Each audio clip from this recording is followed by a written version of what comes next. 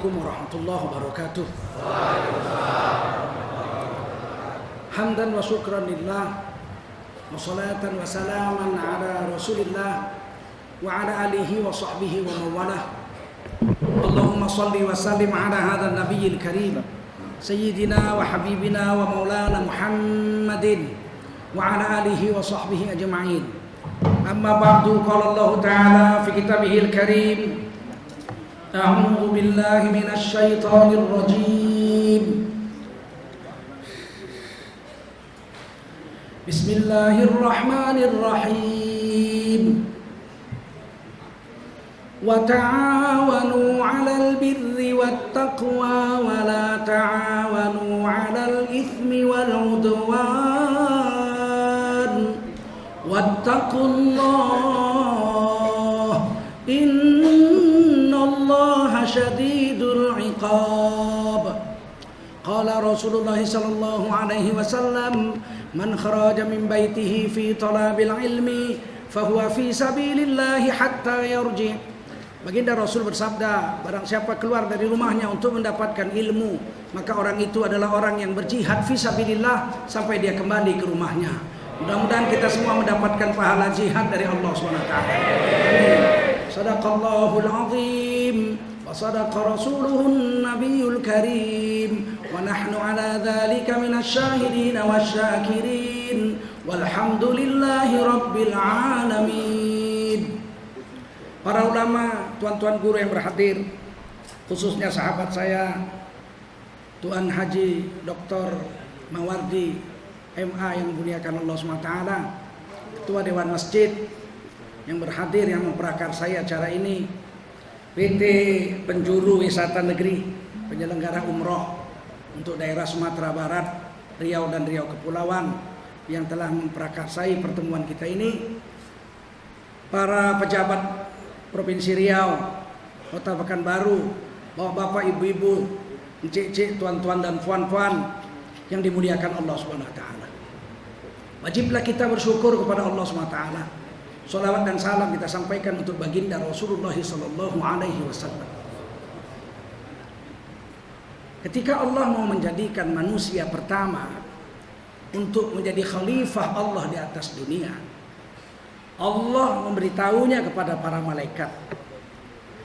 Wa idz qala rabbuka lil malaikati inni ja'ilun fil ardi khalifah. Dan ingat olehmu tatkala Allah berfirman kepada malaikat-malaikatnya bahwa sesungguhnya aku akan jadikan seorang manusia menjadi khalifah di atas dunia. Jadi sebelum Nabi Adam diciptakan, skenarionya itu memang Nabi Adam akan diciptakan dan tinggalnya di dunia sebagai khalifah Allah. Bukan di surga, bukan fil jannati khalifah. Aku akan jadikan khalifah di surga, bukan, tapi di dunia. Nabi Adam belum jadi waktu itu. Perjanjian, Allah katakan pada malaikat-malaikat, aku akan jadikan seorang manusia, tugasnya sebagai khalifah Allah, tempatnya di dunia. Fil ardi. Qalu ataj'alu fiha man yufsidu fiha wa yasfikud dima'. Berkata para malaikat, ya Allah, akankah kau jadikan makhluk di dunia yang namanya manusia itu, fil ardi, di sana itu, yang akan membuat pertumpahan darah, saling bunuh-membunuh sesama mereka, bikin rusak dunia. Jadi sebelum dijadikan Nabi Adam, malaikat sudah berprasangka nanti di dunia manusia hanya akan bunuh-membunuh, pertumpahan darah, bikin rusak dunia. Imam Suyuti dalam kitab Durrul Mansur tafsirnya mengatakan di dunia sudah ada makhluk yang bikin rusak, makanya malaikat lihat, oh bakal kayak gitu lah itu. Wahum banul jan, mereka adalah jenis-jenis jin yang ada di dunia. Lebih dulu jin diciptakan dari manusia. Jin sudah duluan di dunia, binatang-binatang sudah duluan di dunia. Kalau jumpa bunuh-bunuhan.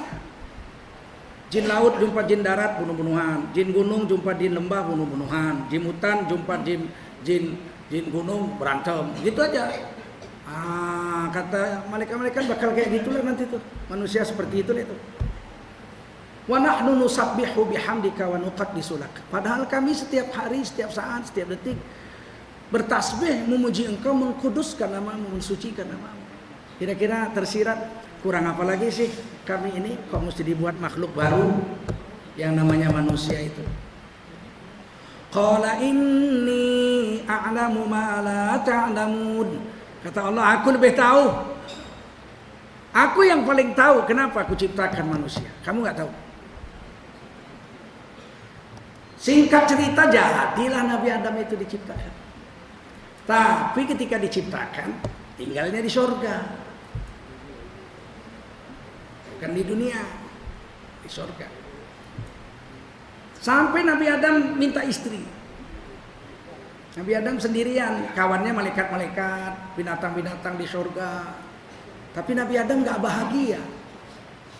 Kenapa Nabi Adam tidak bahagia di surga? Padahal tinggal di surga. Sahabatnya baik-baik semua, malaikat-malaikat, binatang-binatang surga, buruk, burung-burung surga. Tapi Nabi Adam nggak bahagia. Kenapa? Nggak punya teman yang sejenis dengannya.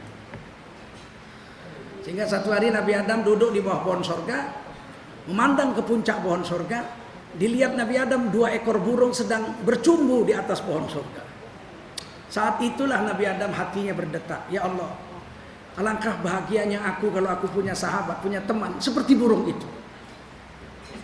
Ya Allah tahu apa yang kamu ucapkan, apa yang kamu sembunyikan, Allah tahu. Iblis iri dengan Nabi Adam pun dalam hatinya sudah tahu juga Allah. Wa a'lamu ma tubdun wa ma kuntum taktumun. Apa yang kau ucap, apa yang kau sembunyikan, Allah tahu. Malaikat tidak tahu isi hatimu, tapi Allah tahu. Maka Allah tidurkan Nabi Adam di bawah pohon itu. Saat tidur itulah Allah cabut tulang rusuk Nabi Adam yang paling bawah. Kalau dalam hadis Bukhari katanya min dila, dijadikan istri Nabi Adam itu dari tulang rusuk yang paling bawah, yang paling bengkok.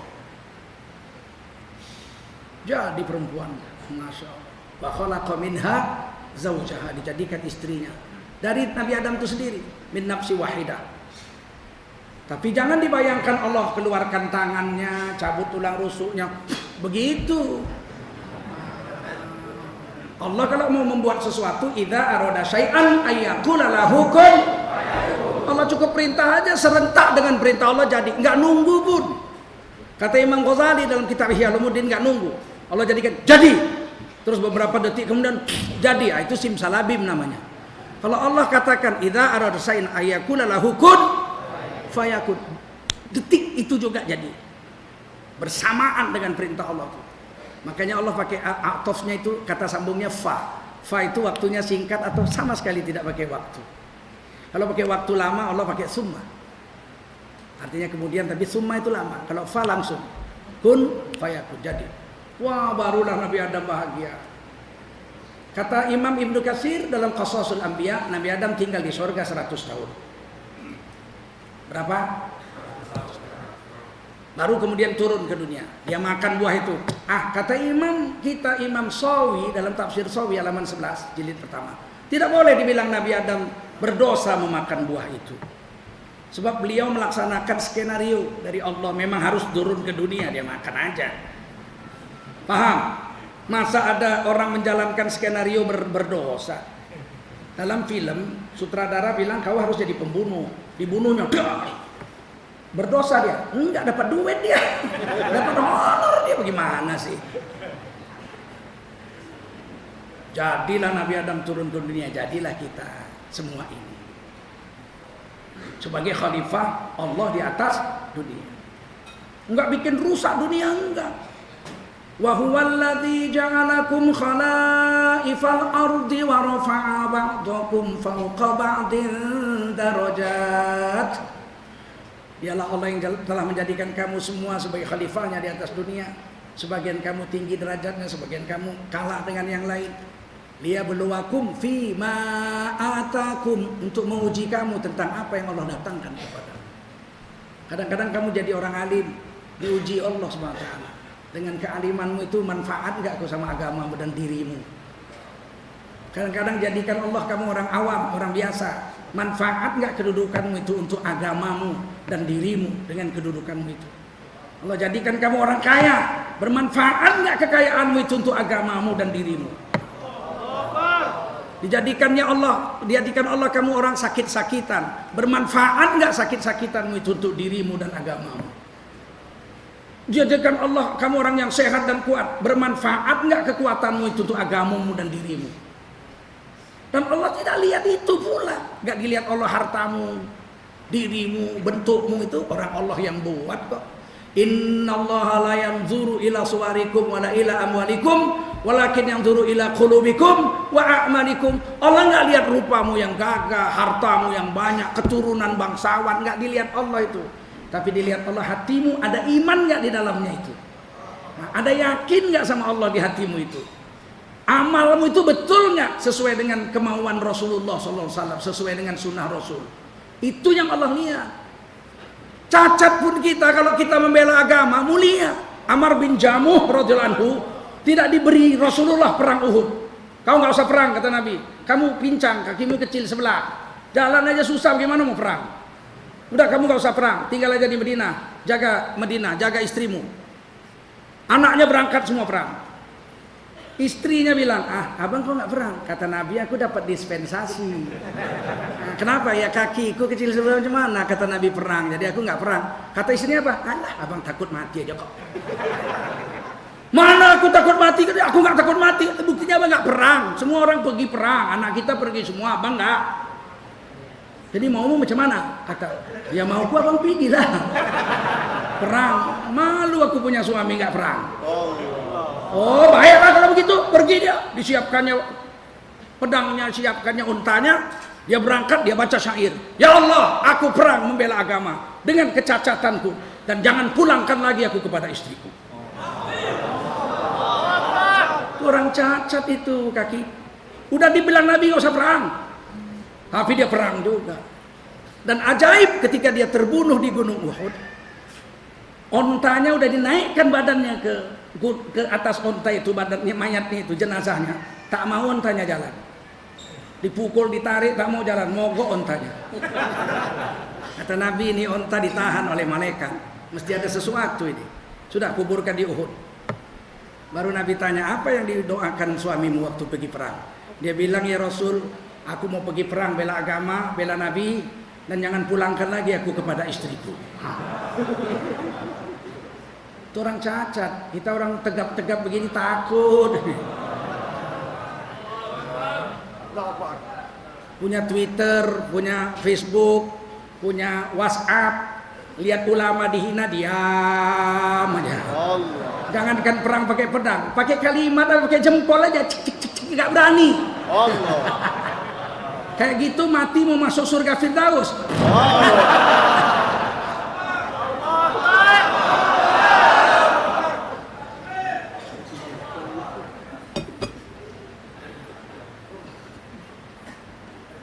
Kita manusia bukan sembarangan diletak Allah di sini. Khalifah fil ard. Wakil Allah untuk bikin bagus ini dunia.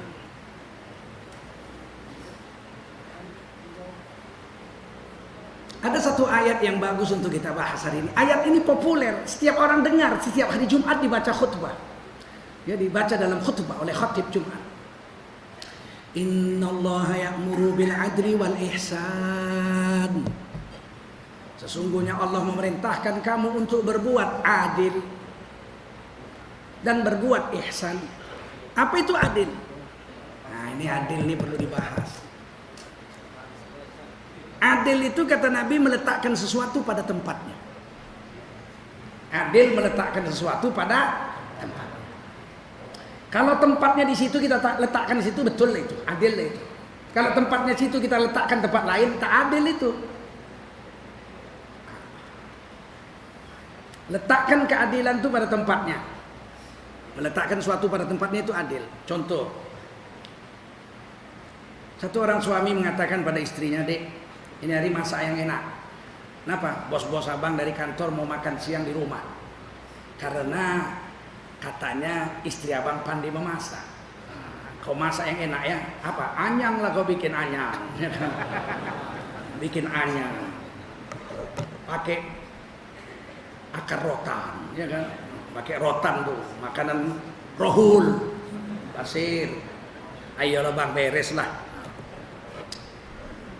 Habis zuhur nanti kami makan ya. Ya, sebelum zuhur itu telepon suami. Udah beres bang. Untuk 10 orang nih, oke siap. Habis sholat zuhur berjemaah datanglah mereka ke rumah makan. Istrinya meletakkan nasi di bakul. Bakul nasi terbuat dari bambu, harganya 5.000. Tapi bakul itu memang tempat nasi. Lahap 10.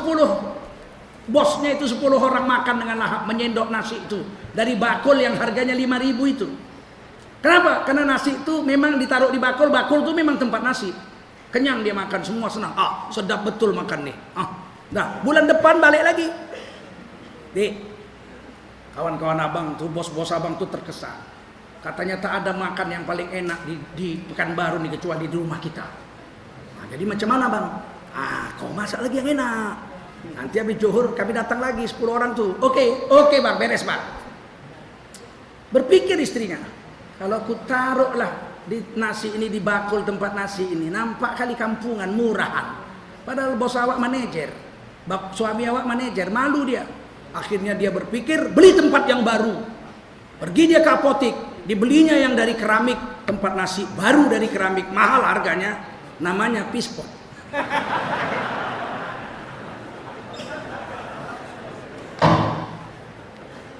Sampai di rumah jam 1 datanglah tamu semua, silakan makan. Tak ada satu pun berani menyendok. Tengok nasi di pispot. Karena pispot bukan tempat nasi, pispot itu tempat orang sakit kencing. Ada satu pun yang mau makan. Kami tak jadi makan, kenyang kami. Pulang. Kenapa? Karena istrinya telah melakukan sesuatu yang tidak pada tempatnya. Dia telah berlaku zalim, tidak adil, meletakkan suatu tidak pada tempatnya. Orang tak mau makan. Kamar mandi, walaupun kamar mandi itu keramik dari Italia, batu onyx yang bisa tembus cahaya, harganya ratusan juta keramik.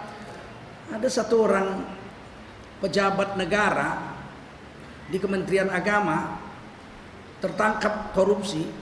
Wartawan datang ke rumahnya, wallahu alam, kata wartawan, WC-nya saja 2 miliar. Saya pikir tempat tai aja 2 miliar. Masuk penjara udah keluar.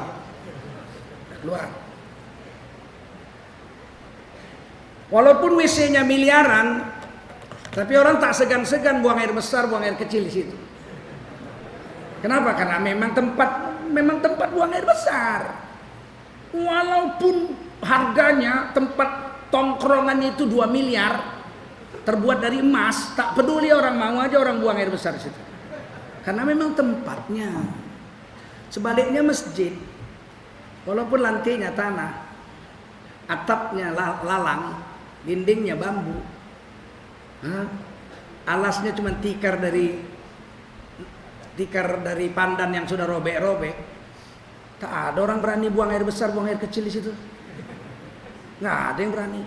Jenderal bintang 4 pun masuk, buka sepatu di luar, letakkannya kepalanya, sujud di masjid yang lantainya tanah. Begitu parahnya bangunannya. Kenapa? Sebab memang masjid tempat sujud. WC-nya walaupun 2 miliar itu memang tempat buang air besar. Nggak ada masalah, itu memang tempatnya, meletakkan suatu pada tempatnya, adil lah itu. Paham? Kita disuruh Allah adil, letakkan tempatnya. Kalau waktunya sholat subuh, walaupun belum tidur semalaman, pening kepala mikirkan utang, ya kan? Belum jatuh tempo, besok belum ada uang, sampai jam 5 pagi belum tidur, baru mau telayang tidur, azan subuh. Sholat subuh dulu. Karena waktu sudah azan subuh bukan tempat tidur lagi, itu tempat untuk beribadah pada Allah. Ketika kita langgar itu tidur aja, nanti aja jam 9 pagi baru sholat subuh. Anda tidak adil, Anda zalim pada diri Anda sendiri. Itu adil definisinya. Ukurannya, ada ukurannya adil itu. Orang mengatakan adil itu gimana? Kata PKI komunis, sekarang lagi naik komunis nih. Ya Allah, nggak sangka juga komunis di mana-mana. Saya pancing di Twitter. Saya lewat depan Alexis, tempat pelacuran paling mewah di Jakarta. Ornamennya itu sudah lama saya perhatikan, kok aneh sekali. Sekali saya foto, saya lihat tulisannya PKI. Oh. Udah saya muat di Twitter, sudah 50.000 yang baca.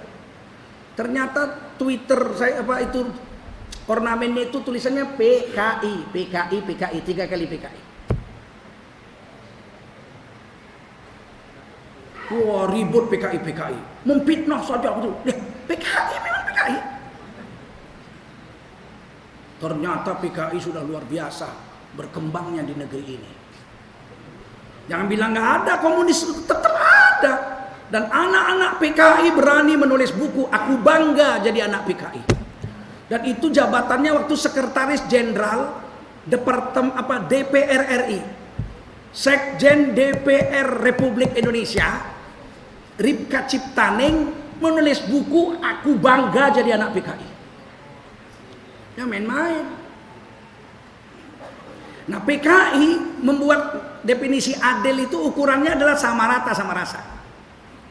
Anak-anak muda sekarang mulai gandrung. Saya sudah dengar sendiri anak muda ngomong sesama temennya itu. PKI itu tidak selamanya jahat, ada yang bagus. Bagusnya mana kata kawannya? Bagusnya itu teorinya itu sama rata sama rata. Jadi adil itu harus sama. Jadi kalau kau kaya, aku harus kaya juga. Kalau aku miskin, kau juga harus miskin. Jadi kalau punya mobil satu, semua punya mobil satu. Ini tidak adil ini. Kalau disamakan semua, siapa yang bayar zakat? Siapa yang menerima zakat sama semua? Gila sajanya ini. Alangkah bahayanya kalau sama rata sama rasa. Jenderal bintang 4 gajinya 5 juta. Supirnya kopral gajinya 5 juta juga. Makan di restoran bayar sendiri-sendiri. Kau bayar, kau punya, aku bayar, aku punya. Kata kopral tuh, ya bapak lah bayar, bapak jenderal. Jenderal apa? Gajimu sama gajiku sama. Kan sial betul ini. Kopral tak pernah dapat tamu. Di kantornya itu tak ada tamu. Mana ada pula 1 batalion kopral datang jumpa kopral. Kalau jenderal semua panglima seprovinsi itu datang jumpa sama jenderalnya. Mesti kasih minum, kasih makan, kasih semua. Dibawa jalan-jalan segala macam. Siapa yang bayar kalau gaji cuma 5 juta? Bayar sendiri-sendiri begitu. Kau tamu, aku tuan rumah. Kita makan bayar sendiri-sendiri begitu. Ini komunis gila ini. Tapi berapa banyak anak muda tertipu sekarang merasa hebat sekali komunis itu. Islam adil itu tidak mesti sama, tapi serasi dan seimbang. Menurut kebutuhan. Anak saya masih SD. Sekolahnya diantar di SD negeri dijemput. Diantar dijemput naik sepeda motor. Anak saya yang satu lagi sudah besar, kuliah di Fakultas Kedokteran. Tidak pulang siang, harus makan siang di kantor, dapat di kantin. Dia pergi naik sepeda motor. Saya kasih anak SD jajan 5.000. Mahasiswa anak saya itu saya kasih 5.000. Sama betul? Sama betul? Sama nggak? Adil? Enggak. Ada orang istrinya 2. Istri pertama anaknya 5. Istri kedua anaknya belum ada, baru dinikahi gadis. Istri pertama anak 5 dikasihnya belanja. Satu hari itu 1 bulan 2 juta. Anak 5. Istri yang belum punya anak dikasihnya belanja 1 bulan 2 juta. Sama apa enggak? Sama. Adil apa enggak? Enggak. Harusnya yang pertama kasih 2 juta, anaknya 5. Yang kedua belum punya anak kasih 50 juta gitu.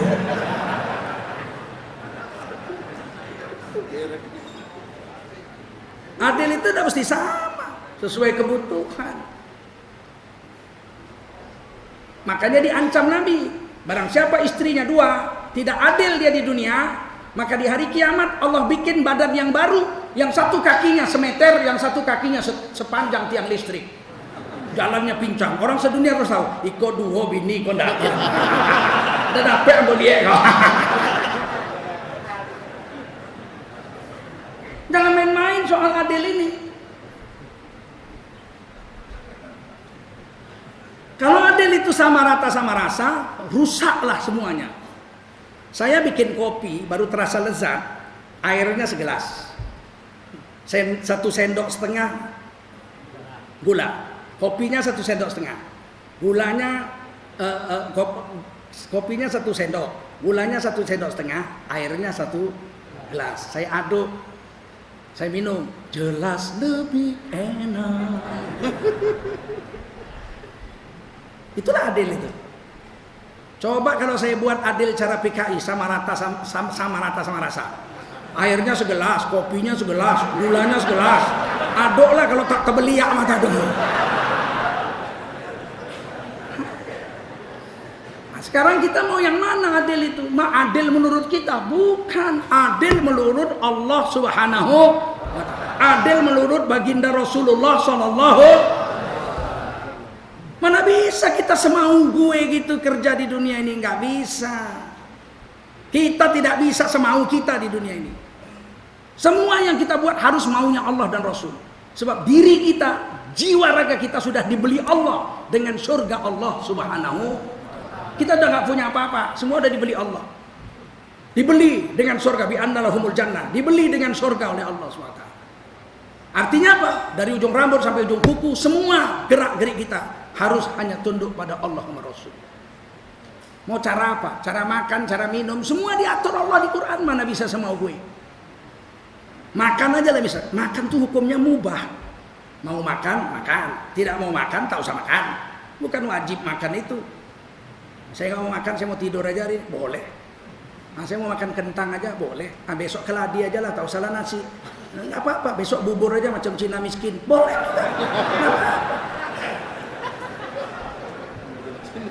Dulu di Medan kalau Cina miskin pasti makan bubur. Sekarang aja Cina petentengan. Dulu Cina miskin tukang becak. Kenapa kata-katanya becak? Itu karena belum makan.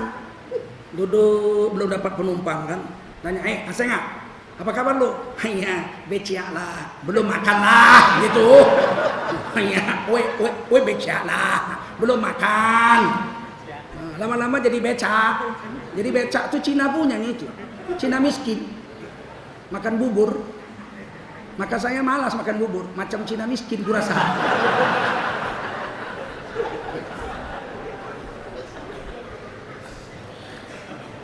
Walaupun makan itu mubah, diatur di Quran, di hadis secara lengkap. Quran saja lihat. Ya ayyuhan nas, hei manusia. Bukan ya ayyuhalladzina amanu ya manusia. Apa manusia bilang? Kulu mimma fil ardi halalan thayyiba. 3 aturan itu. Kulu mimma fil ardi, makanlah yang ada di dunia ini. Gak usah mimpi makan yang ada di planet. Kepingin juga awak makan yang di langit, ya enggak? Tapi manusia suruh makan yang ada di dunia. Ada orang yang makan dari langit. Ada siapa? Bani Israel, murid Nabi Isa, minta maidatan minas sama, makanan dari langit datang. Siapa lagi? Umat Nabi Musa 40 tahun dapat makan manna was salwa di tengah padang pasir, daging burung dan madu. Asal buka kemah sudah ada daging burung dan madu. 40 tahun Bani Israel di Gurun Sinai setelah dikejar Fir'aun nyebrang Gurun Sinai. Mereka di Gurun Sinai itu nyebrang Laut Merah, makan dari surga aja, diantar Allah dari langit. Madu dan daging burung 40 tahun. Dasar bodoh, minta pula makan bawang. Dapat makan begitu nikmat, minta makan bawang. Manusia begitu. Udah punya bini bagus, mulus, halus, bersih, soleha, minta gadis berkurang. Memang begitu manusia, memang begitu. Bani Israel tidak bersyukur. Makanya jangan lawan orang Yahudi dengan akal, kalah kita. Kalau kita mau perang sama Yahudi pakai akal, kita pasti kalah. Karena nenek moyang dia 40 tahun makan makanan surga. Sedang nenek moyang kita 40 tahun makan tiwul. Mana bisa menang? Mengalahkan Yahudi hanya dengan sunnah Rasulullah Sallallahu Alaihi Wasallam. Tidak ada yang lain. Dibikinnya nyanyi, is a black, is alright, is a black, is alright. Kita sholatullah, salamullah. Mau apa dia? I love you. Bismillahirrahmanirrahim. Yasin. Matilah dia. Nggak laku, nggak kaya dia. Apa aja dibuatnya nggak laku. Tapi hari ini kita pula lebih parah dari mereka. Di Amerika semua perempuan Yahudi tutup aurat sempurna. Diciptakannya baju rok mini belah sana, belah sini, belah sana, belah sini yang make orang Islam. Yahudi tidak mau pakai pakaian begitu. Mereka bikin pakaian buka aurat, mode sana, mode sini. Tapi perempuan Yahudi di Amerika tidak mau pakai baju robek-robek begitu. Makan yang ada di dunia ini. Apakah ada makanan di dunia lain? Ada. Tapi kita nggak boleh makan yang itu, cuma makan yang ini. Saya tanya sama bapak-bapak, adakah dunia lain seperti dunia kita ini di langit sana? Ada nggak? Ada? Nggak ada? Ada? Nggak ada? Ada? Ada. Berapa? 7. Dunia seperti kita punya ini dengan kita punya ini 7. Persis, ada air, ada pohon, ada buah-buahan, ada semua persis. 7. Yang bilang Quran, Allahul ladzi khalaqa sab'a samawat. Dialah Allah yang telah menjadikan 7 langit. Berapa langit? Wa minal ardi mithlahun. Dan bumi juga Allah ciptakan seperti itu. Berapa? 7. Abdullah bin Abbas radhiyallahu anhu mengatakan, saya tidak berani menafsirkan ayat ini. Kalau saya tafsirkan sekarang, kalian cincang saya, kalian bilang saya orang jindik. Biar aja nanti orang akhir zaman mengartikannya. Imam Ghazali pun menuliskan itu dalam kitab Ihya Ulumuddin. Dibiarkan aja itu, tidak diterjemahkan, tidak dibahas oleh sahabat Nabi Abdullah bin Abbas radhiyallahu anhu, ahli tafsir zaman Nabi. Sebab nggak masuk akal mereka waktu itu. Sekarang sudah masuk akal dan sudah dapat. Di langit sana ada planet 1, persis bumi. Udah dapat 1. Berarti udah 2, tinggal 5 lagi belum dapat. Yang 1 itu persis bumi, ada air, ada semua. Cuman jaraknya 1 miliar tahun cahaya. Seandainya kita punya pesawat terbang kecepatan 300.000 km per detik, macam Star Trek itu langsung hilang, itu perlu 1 miliar tahun baru sampai sana. Umur kita ada 1 miliar. Ada yang mau hidup 1 miliar tahun? Nabi Adam aja cuma 1050 tahun. Berapa? 1050. Nah, Siti Hawa 950. Nabi Nuh 950 tahun. Yang umur 1000 tahun itu 1050 tahun cuma Nabi Adam. Satu-satunya. Adalah satu lagi Bob Tutupoli. 1000 tahun tak lama, hanya sekejap saja kita akan berjumpa pula. Apa pula 1000 tahun tak lama? 60 tahun aja udah stroke. Nggak sadar diri manusia.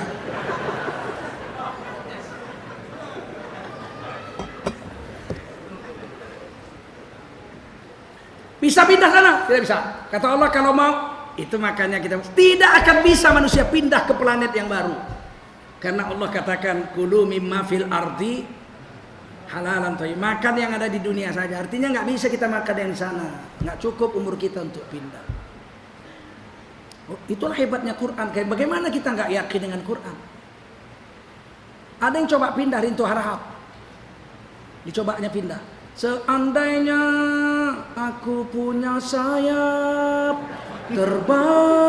terbanglah aku, ku cari dunia yang baru. Untuk apa aku di sini? Sampai mati tak pindah-pindah dia. Pindah.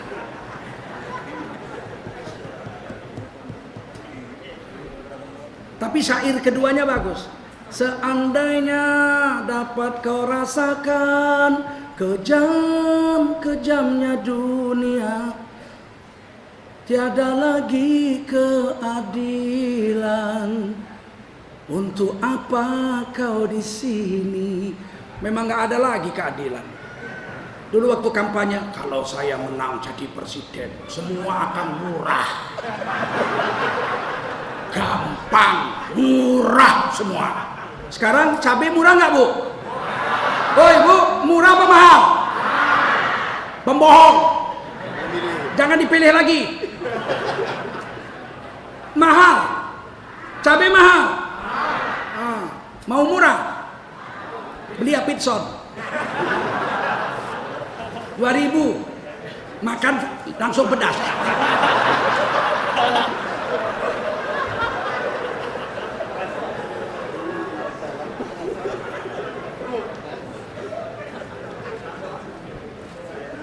Sekarang kezaliman luar biasa. Tidak lagi adil orang. Ulama bicara kebenaran dituduh teroris. Ulama mencegah kemungkaran dituduh teroris. Umat Islam kumpul membela agamanya dituduh teroris. Kemarin saya di Sintang, Kalimantan Barat. Diundang Bupati tablik akbar Maulid Nabi.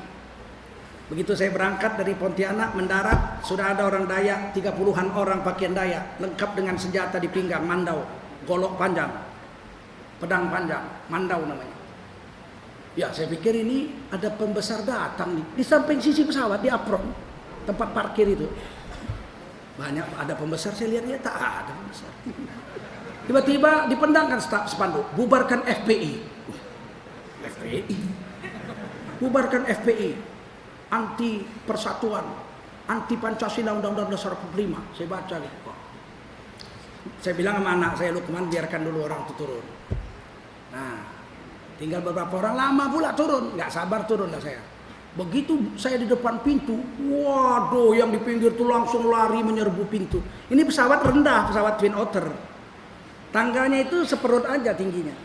Rapat orang tuh bawa golok, dibuka orang tuh, acungkannya ke saya, ditariknya jubah supaya jatuh. Saya geser dikit, tarik lagi, geser lagi, tarik lagi, geser. 3 kali itu jubah saya mau ditarik, udah dipegang, saya geser tak kena. Ditebasnya pakai mandau kaki saya, angkat sekali, nggak kena. Ada senjata itu kena, saya tangkis gitu, nggak kena juga. Pramugari bilang masuklah Pak, masuklah Pak. Kalau saya masuk bahaya.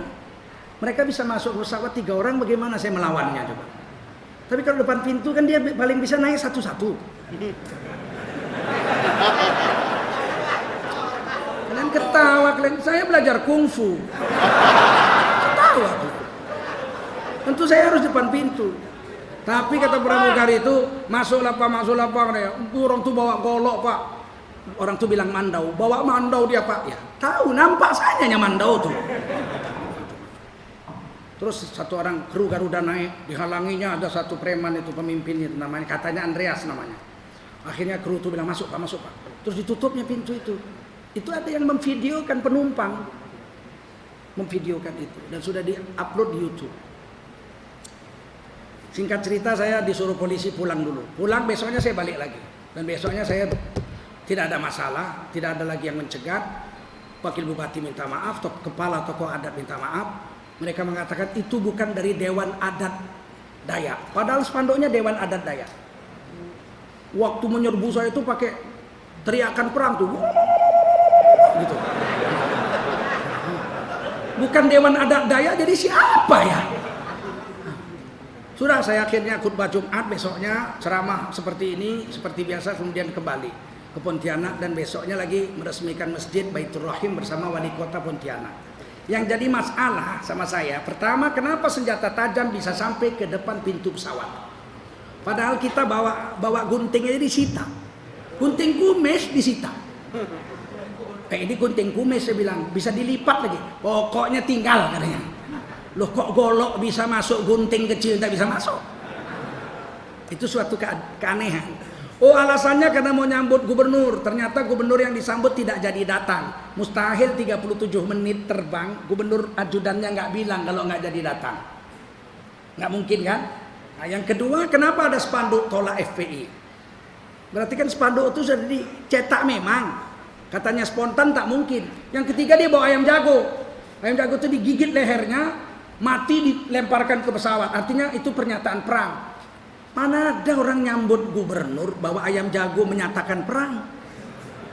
Sudahlah, saya tidak kaji itu. Yang jadi masalah, bagaimana kalau yang bawa parang panjang itu 30 orang pakai serban, pakai jubah? Yang diteriakannya Allahu Akbar, bukan gitu. Allahu Akbar, Allahu Akbar. Terus yang diserbu ke pintu pesawat itu ketua partai politik. Misalnya Setia Novanto Golkar atau Ibu Megawati ketua PDI. Kira-kira dibiarkan polisi nggak? Oh, pasti langsung masuk koran tuh, makar, teroris, betul nggak?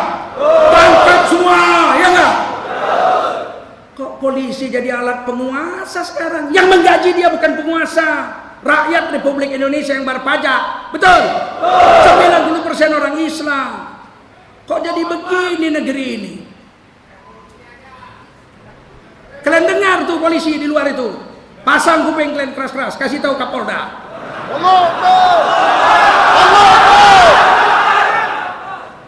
Kok aneh, kok jadi Islam, kok jadi terpidana di negeri sendiri. Saya ini wakil sekjen MUI pusat, bukan Tengku Zulkarnain. Paham? 2 periode dilantik oleh seluruh ormas seluruh Indonesia memilih saya di muktamar. Bukan main backing-backing, lobby-lobby, cincai-cincai. Kadang-kadang nggak ngerti kita, kok tinggal di Indonesia kita hampir 90% kok seperti anak jajahan kita di negeri kita. Dikit-dikit ngancam teroris, makar, teroris, makar. Macam nenek moyang kalian aja yang punya negara ini. Bukan anak pengkhianat kita, ya kan? Negeri Riau tidak pernah memberontak lawan Republik Indonesia, betul? Begitu bikin kita. Ini direkam nih, mata-mata banyak nih.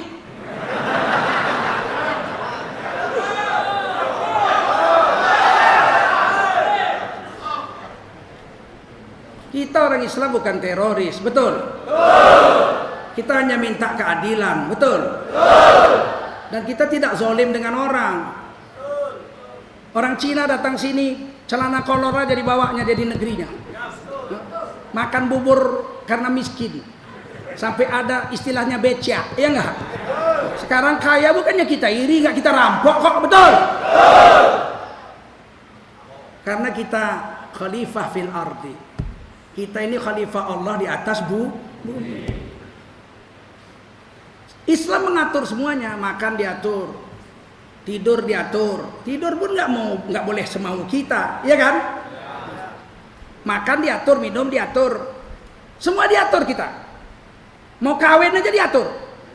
Mau kawin harus ada syaratnya, ada rukunnya. Kalau Cina mana ada? Lu mau sama we mau sama lu, udah bakar hanya kita jadi suami istri, udah. Dan kita nggak ganggu dia, lakum dinukum. Mau cerai ditulis nih koran, mulai hari ini link Taipei nggak ada hubungan dengan ping maya, nggak ada urusan sama kita. Kau bikin lah lakum dinukum. Tapi kita ada aturan yang kita harus jalankan, dan aturan-aturan yang harus kita jalankan itu melengkapi 4 bab syariat Islam. Pertama, bab ibadah, semuanya harus mengikuti Allah dan Rasulnya, betul? Negara menjamin tiap-tiap warga negara untuk menjalankan agama, memeluk agama dan menjalankan agamanya masing-masing, betul? Dulu pasal 29(2) ayat 2, sekarang pasal 28(e).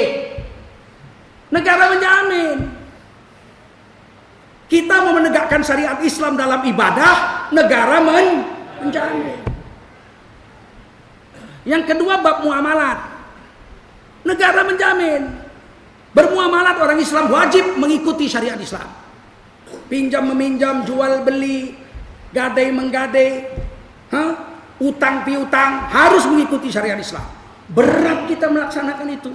Sebab kita dijajah Belanda, banknya bank konvensional semua, bank riba semua. Maka tahun 1992 Ketua Majelis Ulama Indonesia almarhum Haji Hasan Basri dengan Menteri Ristek dan Ketua IPTN Profesor Dr. Baharudin Yusuf Habibie, belakangan jadi presiden, bermusyawarah bagaimana membuat muamalat cara Islam di Indonesia. Jumpa Pak Harto. Pak Harto bilang, ada apa ini Pak Kiai? Saya dengan kawan-kawan kepingin membuat bank Islam. Kata Pak Harto, apa bedanya bank Islam sama bank yang ada? Bedanya bank yang ada pakai bunga, riba. Lah kalau bank Islam pakai apa? Kata Pak Harto. Kalau nggak pakai riba kan rugi. Namanya Pak Harto kan nggak ngerti dia itu begitu-begitu. Dijelaskan oleh Hasan Basri, kita sistemnya sistem syariah. Jadi kita tidak meminjamkan uang, tapi kita berdagang dengan si peminjam itu. Misalnya mau beli rumah Pak, ya berapa? 300 juta, duit Bapak ada berapa? 50. Nah, kurang 250 bank yang bayarkan. Ayo kita kongsi 50 uang Anda, 250 juta uang bank. Belilah rumah itu. Jadi 300 juta. 50 juta Bapak punya, 250 juta bank punya. Suratnya ditahan bank. Nah sekarang bank mau jual sama Bapak yang 250 juta itu. Bapak cicil lah selama 10 tahun. Mau? Mau. Nah kita bikin sistemnya murabahah ijaroh. Bapak boleh tinggal di rumah itu mulai besok. Sewa tapi beli. Karena Bapak beli dari kami jual kami punya. Kalau 250 juta kami jual 250 juta 10 tahun, bangkrutlah kami. Siapa yang menggaji pegawai, siapa yang bayar listrik semua. Kami mau ambil untung lah dari barang itu. Boleh selama 10 tahun kami jual 350 juta. Bapak cicil 10 tahun tuh 350 juta, 100 juta untung kami bank. Mau? Bikinlah akad kreditnya dengan akad ijaroh itu. Dibelilah uang yang 250 juta bilik bank rumah itu dibeli. Lah 5 tahun kemudian ternyata nggak bisa bayar. Sudah cacat, saya nggak bisa bayar 5 tahun kemudian. Kalau udah dibayar separuh, sudah dibayar 175 juta tambah 50 juta modal awal. Berarti sudah lebih banyak modal si pembeli daripada si bank yang membelikan pertama. Sudahlah, kalau begitu rumah ini kita jual. Dijual laku 500 juta. Dibagilah persentasenya untuk awak lebih besar, untuk bank lebih kecil kan menurut yang sudah dibayar. Mana ada bank konvensional seperti itu. Nggak bayar udah 5 tahun diambilnya, kita diusirnya macam monyet aja. Keluar. Pak Harto tercengang, ada ya sistem itu. Ada Pak, ini sistem Islam. Bikin, kata Pak Harto. Dipanggil Menteri Keuangan dengan Menteri Ekuin, ekonomi waktu itu dan industri. B.J. Sumarlin dengan Adrianus Moy, dua-duanya Kristen. Panggil.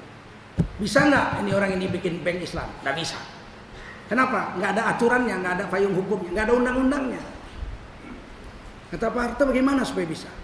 Bapak bisa menerbitkan kepres, keputusan presiden. Oh ya sudah, Pak Harto bikin kepres, berdirilah bank itu. Kan Pak Harto bilang jangan bikin namanya bank Islam, nanti besok muncul bank Kristen, besok muncul bank Buddha, besok muncul bank Hindu, repot. Orang kan di Indonesia ini latah. Terus gimana? Kata Hasan Basri, boleh kita bikin namanya bank muamalat. Karena bertransaksi keuangan itu namanya hanya orang Islam yang bermuamalat. Oke, Pak Harto setuju, tanda tangan. Keluarlah kepres keputusan presiden, berdirilah bank muamalat untuk pertama kali di Indonesia. Sistemnya syariah. Dibuka pendaftaran, tidak ada yang mau jadi direktur.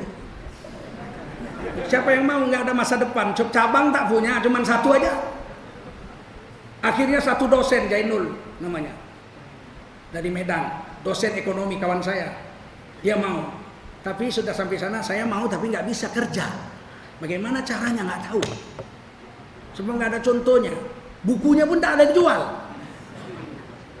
Akhirnya disekolahkan ke Malaysia, dicangkokkan ke Bank Islam Malaysia. Berdirilah bank muamalat. Setelah reformasi barulah kita membuat undang-undang keuangan syariah. Ada bank syariah, ada finance syariah, asuransi syariah, gadai syariah. Dan Bank Riau langsung bikin konversi cabang syariahnya. Sekarang duit Bank Riau Syariah sudah 2 triliun. Konvensionalnya Bank Daerah Riau itu kalau sekitar 22 triliun.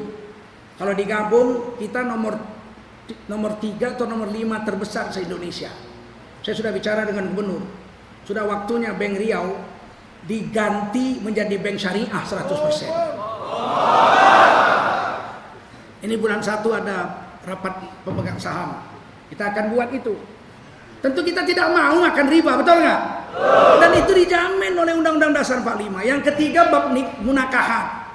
Nikah talak rujuk itu diatur negara. Tahun 1975 MUI berdiri, 1974 pemerintah sudah mengeluarkan Undang-Undang Nomor 1 tahun 1974 tentang perkawinan. Dan itu ada dibikin pengadilannya, pengadilan agama Islam. Negara kita bukan negara Islam, tapi punya pengadilan agama Islam. Kenapa? karena dijamin oleh Undang-Undang Dasar 1945. Negara Indonesia ini menjamin warga negaranya memeluk dan menjalankan agamanya masing-masing. Dijamin. Dan Undang-Undang Perkawinan itu hebat. Nomor 1, pernikahan adalah syariat Islam. Pasal 2, pasangan pengantin adalah laki-laki dan perempuan Islam. Dahsyat kan? Mau ditukar sama Musdah Mulia, Profesor Doktor, dosen Universitas Islam Negeri Syarif Hidayatullah Jakarta. Suaminya kawan saya, Tip Raya. Dibikin 36 pasal kompilasi hukum Islam yang baru, undang-undang perkawinan yang baru. Bukan apa, undang-undang perkawinan yang baru 36 pasal dimajukan ke DPR. Terpaksalah MUI lobby ke DPR supaya itu ditolak. Karena bahaya kalau itu jadi. Alhamdulillah waktu itu Golkar memihak kita, P3 memihak kita, PKB dan PAN memihak kita. Kita menang. Sudah 10 tahun 2 kali mereka majukan ditolak. Kalau itu berhasil, itu makanya pemilu 2019 jangan kalian pilih partai yang anti agama Islam. Paham? Mereka terima. Kan itu merusak kita. Apa bunyi pasal mereka? Undang-undang perkawinan yang baru yang dibuat Musdah Mulia dan kawan-kawan. Itu 36 miliar biayanya dari Bank Dunia untuk 36 pasal. Berarti satu pasal 1 miliar duitnya. Pasal 1 dia bilang apa? Perkawinan adalah kontrak sosial, bukan syariat Islam. Kontrak sosial berarti kan mau kawin, mau cerai, suka hatinya aja, ya nggak? Mau kawin silakan, mau buang silakan, macam rumah kontrak aja. Udah jijik aku lihat hidungmu, cerai, ya kan?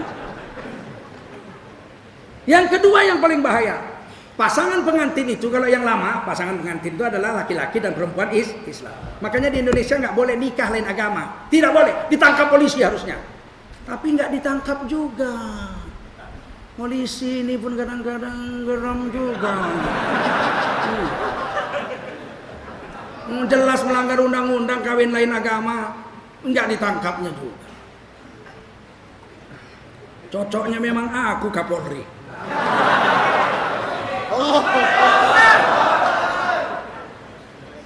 Pasal 2-nya apa? Tiap warga negara berhak untuk menikah dengan pasangan pilihan hatinya. Kalau itu jadi undang-undang, berapa banyak kepala kantor urusan agama ditangkap polisi? KUA. Datang 2 orang laki-laki ke kantor KUA, Om, kawinkan kami dong Om. Kata KUA, loh mana boleh, kalian kan laki-laki sama laki-laki. Lihat ini pasal yang baru Om. Tiap-tiap warga negara berhak menikah dengan pasangan pilihan hatinya. Ditangkaplah KUA sama polisi. Melanggar undang-undang. Jangan main-main kalian. Agama di Indonesia memang mau dihancurkan secara sistematis. Paham? Dan semua pihak terlibat, termasuk orang-orang yang profesor doktor ahli agama, terlibat juga menghancurkan agama di negeri ini. Maka harus seleksi guru kita, seleksi guru. Kalau Pekanbaru Mawardi boleh lah Mawardi. Dokter Mawardi boleh lah ya. Boleh lah itu. Satu lagi adik saya itu, adik angkat saya itu dulu. Baru saya tahu itu kalau siapa adik angkat saya dulu itu. Ayah angkat saya namanya Hashim. Yang hitam-hitam. Siapa namanya? Somad. Somad tuh waktu saya remaja, saya di Medan jadi penyanyi top saya. Somad tuh baru belajar agama di pesantren Darul Arafah. Baru saya tahu dia rupanya anaknya Hashim NT, kepala LLAJR Sumatera Utara. Itu bapak angkat saya panggil ayah, dia panggil ayah juga, samalah kami. Cuman dia hitam aku putih. Itu boleh lah belajar sama itu. Yang menghancurkan agama ini orang-orang ulama ikut juga campur. Ada satu ulama mengatakan begini, lebih baik pemimpin kafir asal jujur daripada pemimpin Islam tapi korupsi. Kalau orang bodoh bisa ditipunya. Dia doktor, profesor, tamatan Mekah pula, Saudi, pimpinan ormas. Kok jadi bodoh begitu ya? Kalau dia nggak sekolah, pegawai negeri, kepala dinas pariwisata, wajar juga lah ya. Ini profesor doktor ahli agama, sekolahnya di Mekah sana, di Arab Saudi. Kok begitu dia ngomong? Di dalam Quran, jabatan apa namanya? 4 golongan yang mendapat nikmat di hari kiamat itu 4. Berapa? 4. Yang dapat nikmat di hari kiamat 4. Selain 4 ini nggak selamat. Hanya 4 ini aja yang selamat. Ulaika ma'al ladzina an'ama 'alaihim minan nabiyyin was-siddiqin wasyuhada'i was-salihin wa hasuna ulaika rafiqa. Mereka akan mati dan diletakkan bersama-sama dengan orang-orang yang telah kami beri nikmat atas mereka. Yang pertama minan nabiyyin, golongan nabi. Itu yang paling tinggi, golongan nabi-nabi. Yang kedua wasiddiqin, orang-orang jujur. Orang-orang jujur itu 1 derajat di bawah nabi. Masa kafir bisa dapat derajat siddiq? Sahabat nabi aja nggak semua siddiq, ya nggak? Yang dapat gelar siddiq Abu Bakar as-Siddiq. Orang kafir siddiq. Ngaji nengendi gue mas.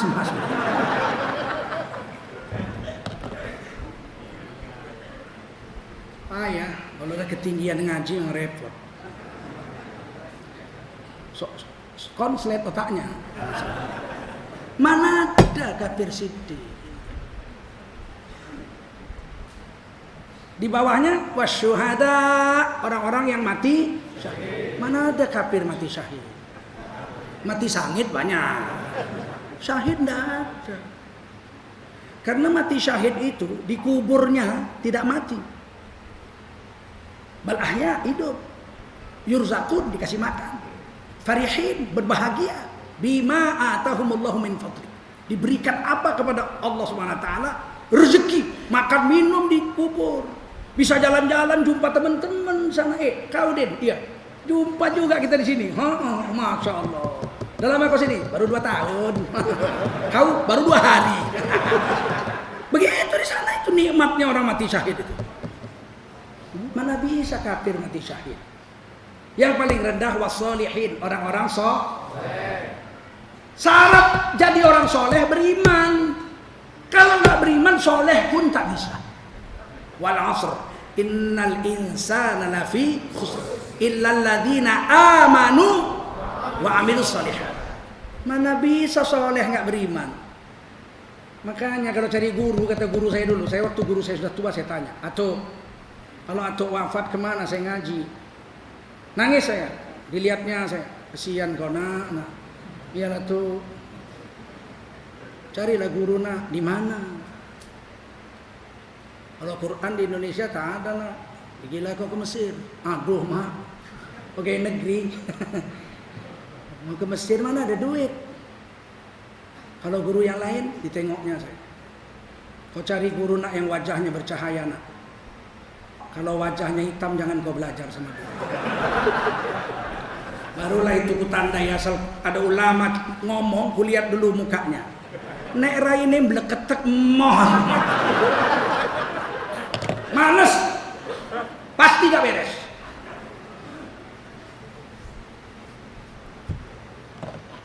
Jadi kita disuruh berbuat berbuat ihsan. Ihsan pertama sama Nabi. Panggil Nabi jangan panggil namanya, haram hukumnya. Nggak boleh panggil Nabi namanya saja. Kadang baru belajar khutbah Jumat, udah berani manggil Nabi namanya aja. Maka Muhammad pun hijrahlah dari Mekah ke Madinah. Dikawani sama si Abu Bakar, dikejar-kejar sama Abu Jahal. Sederajat dibikinnya 3-3. Macam kawannya aja. Kata Allah kalau manggil Nabi mesti pakai pangkat. La taj'alu du'a ar-rasuli bainakum ka du'a'i ba'dikum ba'dha Jangan kau jadikan panggilanmu terhadap nabimu itu seperti manggil temanmu sesama temanmu. Cuma manggil teman, namanya aja Den, Udin, Den, Udin, yang pokak lah kau Den. Panggil kau. Jangan begitu kata Imam Ibnu Katsir, panggillah pangkatnya ya Rasulullah, ya Nabi Allah. Sehingga Sayyidina Abu Bakar Siddiq radhiyallahu anhu, mertua Nabi, nggak berani manggil Nabi namanya. Sodakta ya Rasulullah, benar ya Rasulullah, benar ya Rasulullah. Nggak ada yang bilang betul kau mat. Kurasa betul lah kau mat, nggak berani. Itu mertua, awak apanya pun nggak berani. Muhammad pun, Muhammad mana? Banyak Muhammad, sini ada tukang kambing, ada tukang cendol, tukang nasi padang. Oh Muhammad Rasulullah, bilanglah Muhammad Rasul Allah. Bilang, beradab sama Nabi. Allah tidak pernah memanggil Nabi namanya saja. Dalam Quran 6.236 ayat, 6.236 ayat. Hanya 4 kali nama Rasulullah disebut. Lebih banyak Nabi Musa 57 kali. Wa qala Musa liqaumihi ya Musa wa atainal Musal kitaba wa ja'alnahu hudan li bani Israil. Banyak sekali Nabi Musa disebut ya Musa, 57 kali lebih. Nabi Muhammad hanya 4 kali. Dan setiap Nabi Muhammad disebut namanya, disebut pangkatnya. Wa ma Muhammadun illa rasul, ada pangkatnya. Tidaklah Muhammad itu melainkan dia seorang rasul. Ada pangkatnya. Surah Al-Ahzab. Maka Muhammadun disebut namanya. Maka Muhammadun aba ahadim mir rijalikum walakin Rasulullah wa khataman nabiyyin. 2 pangkatnya, Rasulullah penutup nabi-nabi. Surah Al-Fatah, Muhammadun disebut namanya Muhammadur Rasulullah, Muhammad Rasulullah. Walladzina ma'ahu asyidda'u 'alal kuffar ruhama'u bainahum.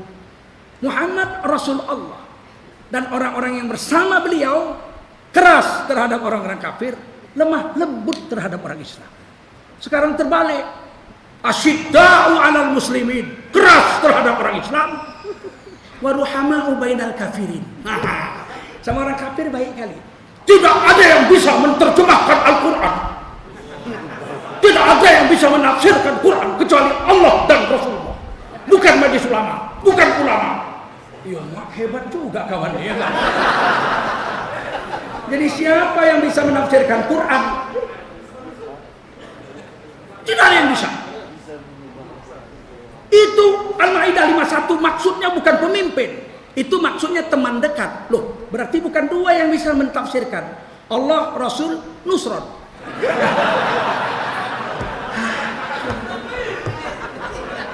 Sama orang Islam mendelik, matanya besar bukan main. Giliran video berikutnya sama Ahok, begini Mas Ahok, kita itu ya Allah.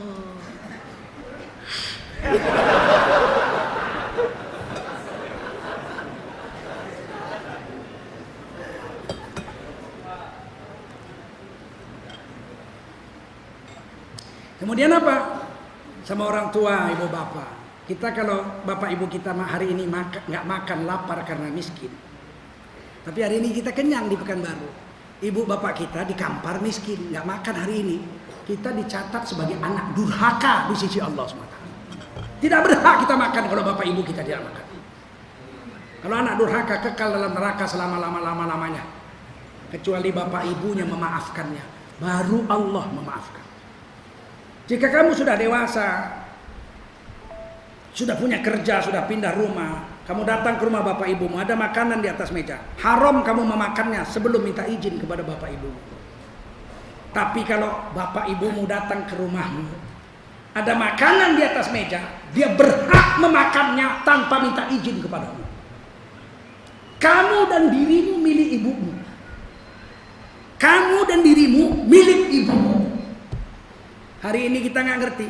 Lebih takut sama bini daripada sama ibu. Ngasih ibu sembunyi-sembunyi. Mak, jangan nampak. Nampak dia nanti payah kita mah. Apa ini manusia begini?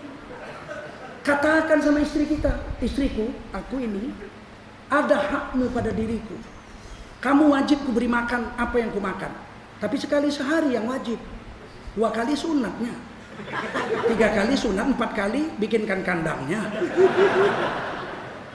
Pakaian 2 setel lengkap dari kepala sampai kaki yang wajib kuberi kamu. Tempat berteduh kuberi kamu. Tapi kalau aku mati, 1/8-nya hakmu jadi mendapatkan warisan dariku. Ibuku dapat 1/6 hak warisan daripada aku. Allah lebih membesarkan hak ibuku daripada hakmu. Beritahu istri. Jangan semua mau diambilnya. Gaji awak disubsap dia semua. Mana amplop? Awak mau pergi kerja pun ngemis lagi. Ongkos. Ongkos.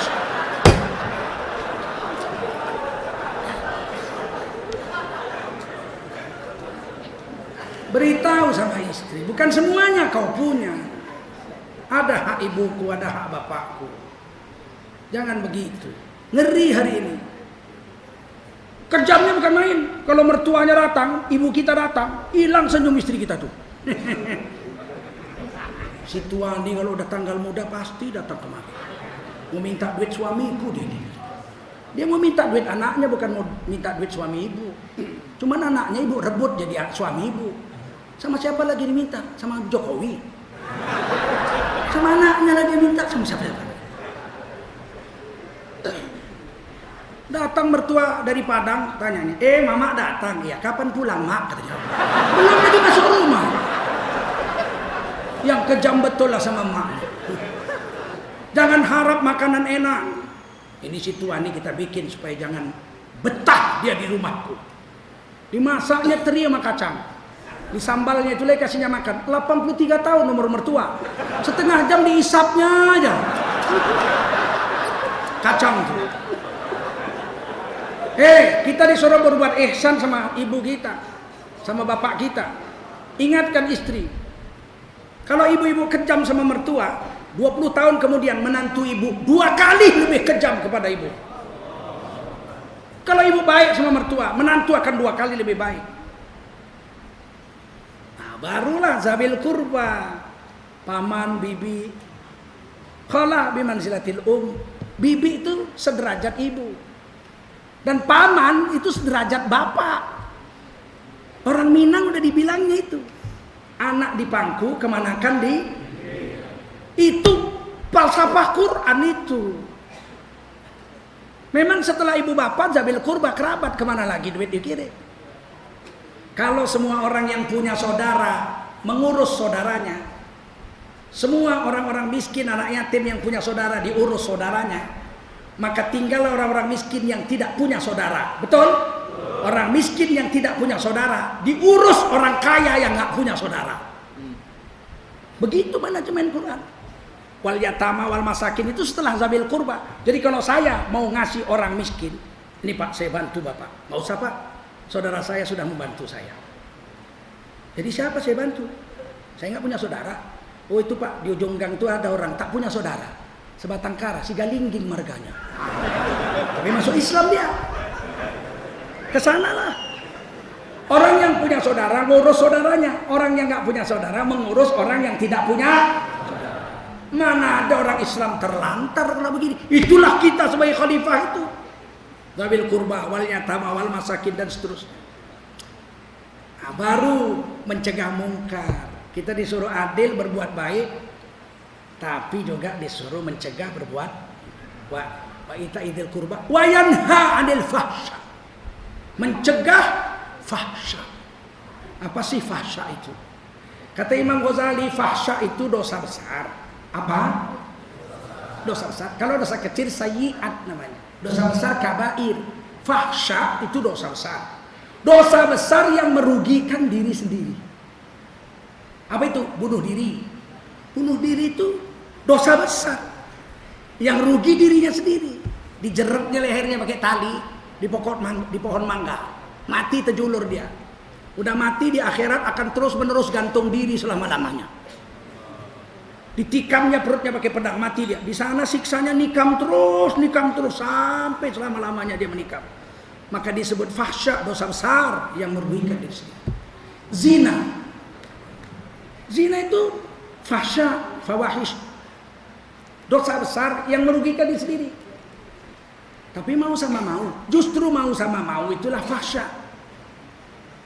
Lihat Quran, wala taqrabuz zina innahu kana fahishatan wa sa'a sabila. Jangan kau dekati zina. Zina itu fahsya, fahisyah, dan sejelek-jelek jalan. Ngisap ganja, ngisap narkoba, itu fahsya. Duit-duit saya sendiri yang saya pakai untuk diri saya sendiri, di dalam kamar tidur saya, yang mabuk saya, yang mati saya. Iya, tapi itu fahsya, wajib dicegah. Ciri-ciri dunia mau kiamat, kata Nabi dalam hadis Sahih Hakim, menjamurnya fahsya dan menjamurnya fasilitas tafahush, fasilitas untuk membuat fahsya itu. Kali jodoh dihancurkan sama Ahok, tapi Alexis dibiarkan. Tempat-tempat maksiat, panti pijat liar macam-macam itu, tempat-tempat perzinahan dibikin mewah-mewah, tempat perjudian dibikin mewah-mewah. Pelindungnya siapa lagi?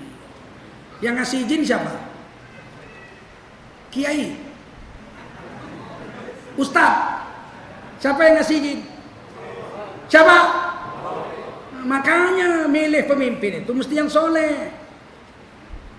Jangan milih pemimpin yang salah. Pilih orang soleh. Paham?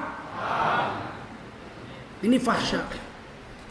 Kemudian mungkar. Cegah mungkar. Apakah mungkar? Kata Imam Ghazali, mungkar itu dosa besar yang merugikan orang. Bunuh diri fahsya. Membunuh orang mungkar. Ngisap narkoba fahsya. Jual narkoba mungkar. Berzina mau sama mau fahsya, memperkosa orang mungkar disuruh cegah. Paham? Yang ketiga, al-baghyu. Innallaha wa yanha 'anil fahsya'i wal munkari wal bagh.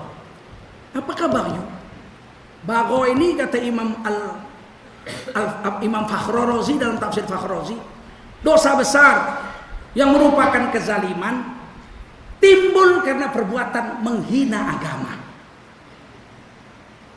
menghina Rasul, menghina Quran, menghina rukun iman, menghina rukun Islam. Itu bagho, al-baghyu. Lebih bahaya dari fahsya dan mungkar ini. Dan kadang-kadang yang menghina itu orang yang ngaku Islam. Ada orang yang menganut partai, yang menganut ideologi tertutup, maksudnya Islam lah itu,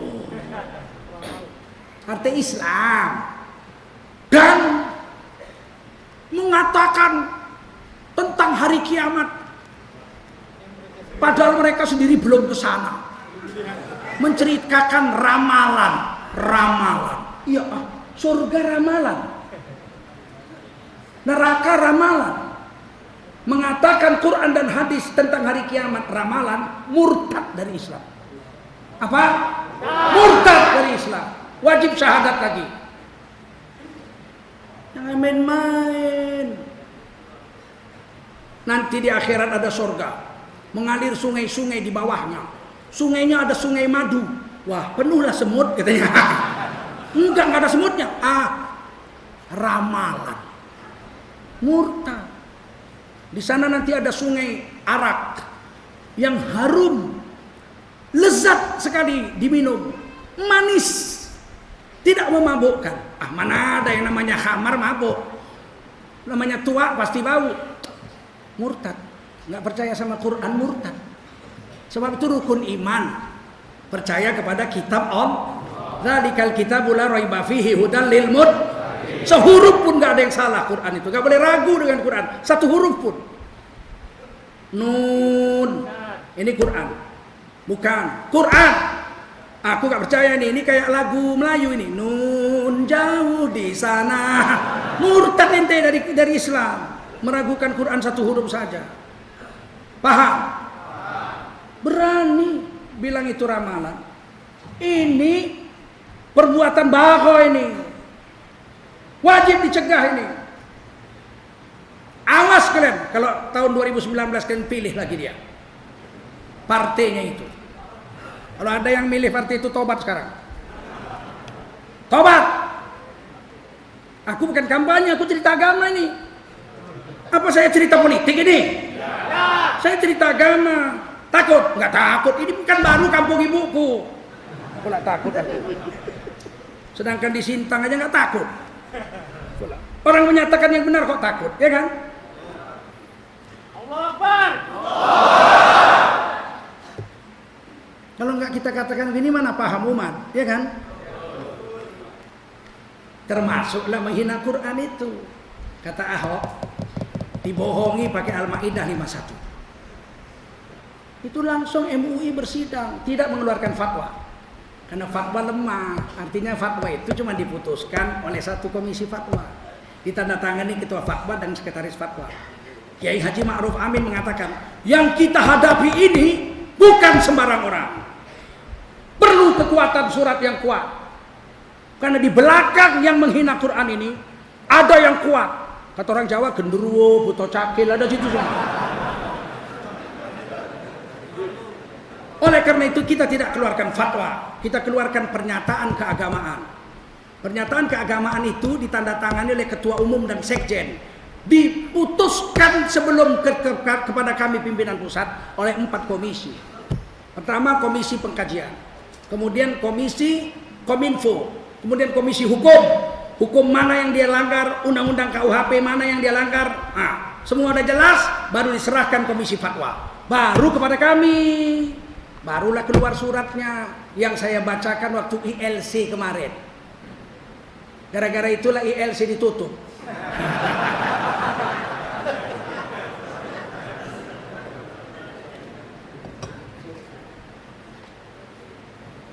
Saya katakan waktu itu 2. Dibohongi pakai Al-Maidah 51 itu artinya 2. Pertama, Al-Maidah 51 alat untuk berbohong. Dan ulama yang mengajarkan tafsirnya adalah ulama pembohong. Berarti menghina Quran dan menghina ulama. Saya kasih contohnya waktu itu. Dibunuh pakai pistol. Dibunuh pakai pistol itu artinya 2. Pistol alat membunuh. Dan orang yang melakukannya seorang pembunuh. Digorok pakai pisau. Pisaunya alat menggorok. Pelakunya seorang dibohongi pakai Al-Maidah 51. Al-Maidah 51-nya alat untuk berbohong dan pelakunya adalah pembohong. Maka putus keluar konsekuensi hukum yang harus ditanggung Basuki Cahayapurnama adalah menghina Al-Quran dan atau menghina ulama. Begitu. Nah, tiba-tiba datanglah utusan. Besok paginya langsung utusan datang, menteri segala macam. Minta supaya surat itu dicabut. Saya dijumpai, saya bicara sama Kiai Ma'ruf. Saya dengan sekjen bertiga. Oke, ini kalau bisa katanya surat ini dicabut. Kata Kiai Ma'ruf, yang mana? Ini konsekuensi hukum menghina Al-Quran dan atau menghina ulama. Inilah sebaris ini aja katanya, cuman sebaris ini aja. Ada 10 poin, 5 pengantar, 5 kesimpulan. Di tengah-tengah konsekuensi hukum sebaris ini aja dibuang. Apa kata Kiai Ma'ruf? Justru itu intinya surat. Kalau dicabut, ya nggak ada gunanya lagi surat itu. Baiknya orang Jawa satu ini. Baik kali. Kalau aku ditanya mana gitu jawabnya. Apa? Cabut. Sehuruf pun tidak bisa cabut. Begitu. Cabut sampai kiamat nggak bisa dicabut. Begitu. Lebih baik mati berkalang tanah daripada hidup bercermin. Allah Akbar. Tapi kayak Ma'ruf tuh yang begitu. Tapi kan sama jawabnya. Ya enggak bisa. Jadi saya paham jadinya hadis Nabi. Umat Islam tuh katanya kal jasadil wahid. Seperti badan yang satu. Dapat saya kepahaman dari perilaku ulama-ulama sepuh kita ini. Bahwa umat manusia ini, umat Islam ini seperti badan yang satu. Artinya begini. Coba kita lihat di cermin. Kita diajari doa Allah makama ahsanta khalqi fa ahsin khuluqi. Sebagaimana kau jadikan terlalu cantik tubuhku ini, cantikkanlah akhlak yang di dalamnya. Hebat dah badan ini enggak? Ada gigi. Bisa memotong daging yang keras. Dan bisa mengoyak dengan taringnya. Dan bisa mengunyah dengan gerahamnya. Baru ditelan. Hebat gigi. Iya, walaupun gigi hebat, tapi tak hebat kalau seluruh tubuh gigi semua. Gigi semua. Hebat gak? Tak hebat. Ternyata makan tuh kalau cuma sama gigi aja mana bisa? Mesti ada lidah, mesti ada ludah, ya nggak? Kalau makan cuma sama gigi aja, macam buaya lah. Harus ada lidah, lidah lembut pula. Ada yang lembut macam lidah, ada yang keras macam gigi, ada yang keras macam tinju. FPI tinju lah itu. Ada yang lunak macam ahli tasawuf. Macam mana Pak? Dihina orang agama kita, wudhu dia. Subhanallah, subhanallah. Sampai pagi tapi subhanallah. Air matanya aja bercucuran, goyang langit. Allah. Kata malaikat, kenapa geger ini aras? Ada orang nangis tuh. Mana itu? Siapa itu? Oma Haji Udin. Ngapa dia? Tersinggung dia. Agamanya dicaci. Subhanallah. Subhanallah. Besok terjulur lidah yang menghina Tuhan. Mati. Ada yang begitu. Jadi Islam itu lengkapnya dengan begitu. Ada yang keras, ada yang lembut, ada yang setengah keras. Gigi keras, telinga setengah keras, lidah lembut. Bayangkan kalau telinga kerasnya macam gigi. Robeklah kasur semua. Paham? Jadi Islam itu begitu, biar aja hidup semua, jangan ditangkap. Aneh sekali ini. Kalau Agim memang lembut lah Agim. Ya saya mah, kalau menurut saya mah nggak bisa. Menurut AA tidak bisa. Bagaimanapun tidak bisa. Jadi bagaimana nih Agim ini? Ya menurut AA ya tidak bisa.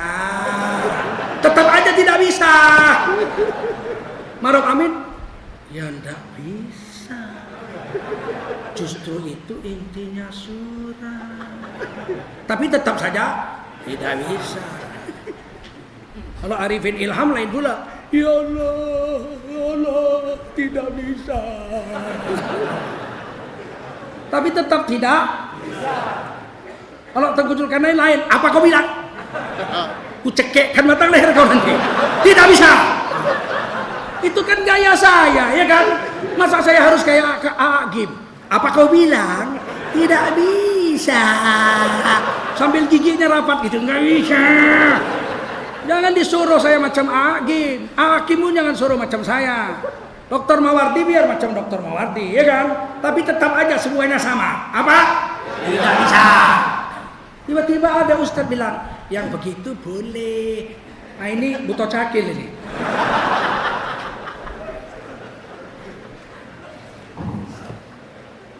Alhamdulillah 60 ormas Islam dikumpulkan Den Samsudin. Dia ketua Dewan Pertimbangan Majelis Ulama Indonesia. Dikumpulkan. Majelis Ulama Indonesia, ketua Dewan Pertimbangan Den Samsudin dengan sekjennya menandatangani, ditambah 60 ormas Islam se-Indonesia. Sepakat Ahok menghina Quran dan menghina ulama. Tiba-tiba ada ustaz bilang, "Tidak, menurut saya tidak." Atas nama apa kau? Atas nama apa? Ormas semua ada tanda tangan. Atas nama apa kau? Aku atas nama pribadiku. Nggak laku kau, siapa kau? Pribadimu siapa kau? Pulang kau. Ini harus dijelaskan ini di Indonesia ini. Sudah keluar pernyataan keagamaan, masih cari saksi ahli. Saksi ahli apalagi yang lebih ahli dari MUI dengan 60 ormas Islam? Ada yang lebih ahli? Ada. Siapa? Malaikat maut.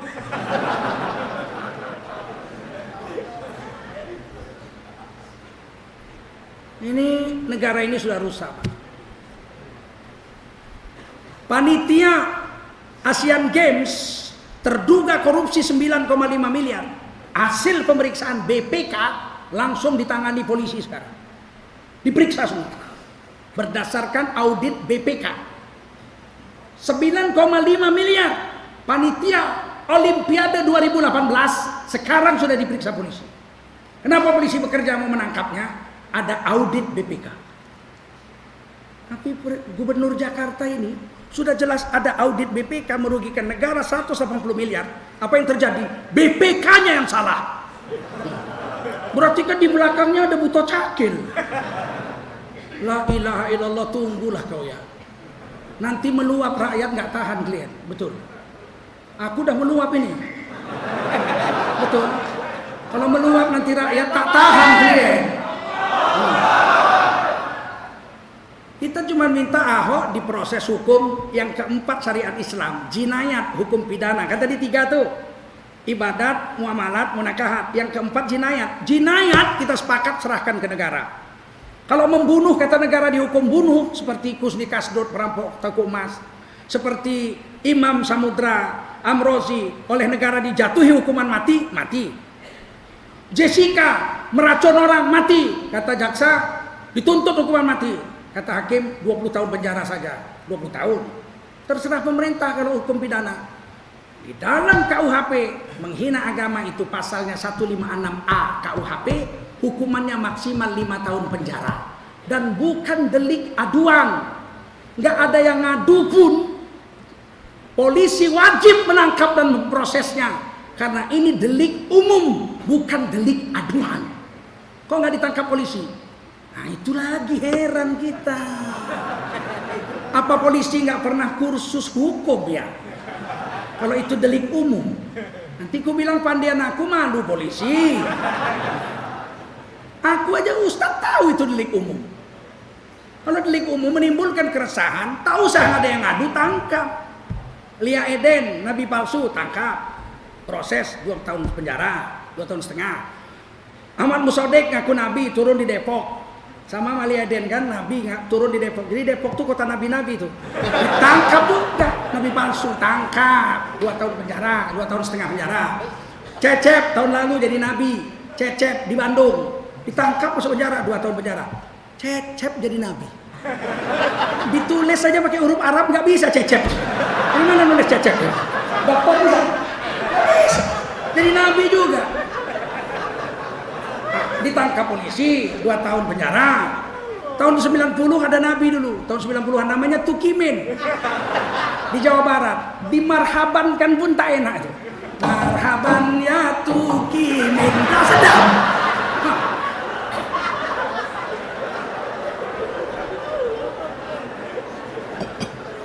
Ditangkap polisi, bikin resah masyarakat, deliknya, delik umum, tangkap. Permadi, anggota DPR RI dari PDI, menghina agama, tangkap. Ahok, entah apalah ilmu si Ahok. Rasa entah keturunan naga pula ya. Kalau Lia Eden bilang dia keturunan Sun Gokong katanya. Repot kita dibikin kalau begini. Ini kalau hukum pandang bulu begini, percayalah, negeri ini bisa pecah belah ini. Negeri ini baru abadi nanti bagus berdiri dengan baik kalau hukum itu adil. Paham? Adil itu pada tempatnya. Kalau mencuri potong tangan, semua yang mencuri potong tangan. Satu hari anak suku Bani Makhzum, anak kepala suku mencuri. Kurang kaya apa anak kepala suku? Kaya, tapi ya hobi mencuri, ketangkap. Dibawa ke Nabi, potong tangan. Kata Nabi, potong tangannya. Datang lobby. Dari dulu memang ada lobby. Jadi nggak heran tuh datang Sapi Imarif, ya kan? Nah, datang itu Nusron Wahid. Ada memang mulabiyun itu. Janganlah dipotong ya Rasul, anak kepala suku malu lah. Udah nggak usah dipotong, pulangkan aja barangnya. Udah. Kata Nabi, lau syaraqat Fatimah laqata'tu yadaha. Seandainya Fatimah anak Nabi Muhammad mencuri, aku langsung yang potong tangannya. Begitu Nabi. Paham? Kalau udah paham udahlah ceramah nih. Kita mau keadilan saja ya kan? Karena keadilan itulah yang menyebabkan Indonesia ini adil makmur. Tujuan Indonesia ini apa? Mencapai masyarakat adil, makmur, aman, sentosa. Mana bisa makmur kalau nggak adil? Mana bisa aman kalau nggak adil? Datanglah umat Islam minta keadilan, adili penista agama. Nggak mau diproses. Datang 100.000 orang, nggak diproses juga. Udah datang ke kabar reskrim langsung, nggak diproses. Datang 1 juta orang, presidennya malah lihat rel kereta api. Padahal presidennya waktu kampanye dia bilang apa? Saya itu dulu di demo. Di Solo saya jadi wali kota Solo di demo. Mula-mula yang demo banyak, saya ajak makan, saya temuin, saya ajak makan. Lama-lama yang demo tinggal separuh. Terus saya ajak makan lagi, tinggal 1/3. Saya temuin, saya ajak makan. Lama-lama saya nggak pernah di demo lagi. Sekarang saya rindu di demo. Rindu di demo, datang 1 juta orang, nengok rel kereta api kau. 1 juta orang datang. Tanggal 4 November. Yusuf Kala menerima. Aiko semondo gitu kok. Orang Sari Mandalay, indah dape apa itu? Sari Mandalay ya orang. Oh ya. Saya udah sampai sana, udah kurus saya 3 hari sana. Sari Mandalay. Jadi istrinya Yusuf Kala orang sana, orang Pagaruyung, Batu Sangkar. Beliaulah yang menemui, 2 minggu beres diproses hukum, 2 minggu. Malamnya presiden pidato jam 11 malam kurang lebih, diproses hukum 2 minggu. Tanggal 2 Desember kumpul lagi umat Islam, nggak tanggung-tanggung 7,4 juta orang menurut Google dari seluruh Indonesia. Kita cuma datang mau sholat Jumat dan menunjukkan pada pemerintah kita serius minta hukum dilaksanakan sesuai dengan KUHP 156A. Tidak main-main. Permintaan kita cuma itu aja, proses cepat, adil. Lihat kami yang datang nih, 7.400.000 orang, sholat, zikir, doa, pulang. Nggak ada yang bawa senjata, cuman bawa tikar sembahyang aja. Wudhu pun nggak bawa. Kita rapat, nggak boleh ditamrin. Kata Syed Akil, tidak sah sholat di jalan. Tidak sah sholat di tanah lapang. Kalau ada kata di masjid, masjidnya runtuh, shollu zuhron, wajib sholat zuhur, nggak sah sholat Jumat di masjid yang runtuh. Iya, kata Imam Nawawi boleh. Imam Nawawi bilang boleh. Wa tajuzu an takuna iqamatis shalah sholatil jum'ah fi sahah. Boleh menegakkan sholat Jumat di tanah lah. Kalah pula Imam Nawawi sama Syed Akil. Inilah ngerinya Indonesia ini. Nabi ada 4 ya kan. Imam Nawawi kalah. Alhamdulillah fatwa dia tak didengar orang. Orang NU pun tak dengar fatwa dia. Hadir 7,4 juta orang. Di Monas kita buat. Sahah itu terbuka, ada pagarnya. Nah, Monas lah itu. Jadilah singkat cerita, disediakan polisi 10 mobil untuk wudhu. 10 mobil. Yang datang 7 jutaan orang. 5 bulan nggak selesai wudhunya. Nah, itulah keyakinan ulama. Kita musyawarah. Apa kita buat? Nggak mungkin ada mobil yang sanggup menyediakan wudhunya. Terus bagaimana kita buat? Doa. Minta hujan supaya wudhu pakai air hujan. Oke. Siapa yang Arifin Ilham doa? Doa ya Allah, ya Allah, ya Allah. Hujan. Nggak laku air yang disediakan polisi. Air Allah turunkan tahur, air bersih dari selesai. Keluar ancaman makar. Inilah yang nggak tahan kita. Orang bawa mandau mau membacok wakil sekjen MUI tidak makar. Orang datang mau sholat ke Monas makar. Disebarkan pakai helikopter. Ada makar. Apa makar? Bus-bus dilarang ngangkat penumpang. Kalau ngangkat dicabut izinnya. Jalan kaki anak-anak kita dari Ciamis 300 km. Saya jumpai di Menteng. Anak-anakku dari mana nak? Kami dari Ciamis pak. Kaki bengkak berdarah-darah. 300 kilo jalan kaki. Saya bilang capek nak. Tidak pak. Demi agama tidak capek. Bagaimana makan kalian nak? Oh makan kami pak. Sepanjang jalan pak. Mengemis orang supaya kami ambil makanannya. Hebatnya. Minuman sepanjang jalan pak. Begitu kami sampai masjid mau istirahat malam, ibu-ibu datang bawa sop buntut, bawa bakso, bawa macam-macam makanan. Tak tahan kami menghabiskannya. Bahkan ibu-ibu ada yang bilang, nak umurmu berapa? 14 tahun. Kalau kau nanti udah dewasa mau ngambil istri, nak datang ambil anakku jadi istri. Istri pun dapat juga. Sepanjang jalan orang mengasih duit 10.000, 100.000, rata-rata bawa uang 800.000, 1 juta pulang ke rumahnya. Sepanjang jalan orang ngasih duit, sedikit-sedikit 5.000, 10.000, tapi banyak orang memberinya. Tidak ada kesusahan bagi orang-orang yang menegakkan agama. Ternyata setelah terjadi nggak ada makar. Saya mikir makar itu apa sih? Lama saya renung, makar itu apa ya? Saya buka kamus, nggak cocok artinya. Kurasa arti baru, barulah dapat saya. Rupanya makar itu sekarang berubah arti. Tahu kalian artinya berubah? Mau tahu kalian arti makar yang baru? Dengar baik-baik. Aku minum dulu.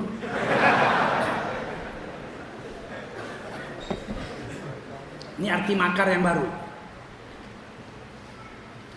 Makar negeri ini. Makar lagi. Makar negeri ini, apakah makar itu? Apakah makar itu? Makar itu makan ayam bakar.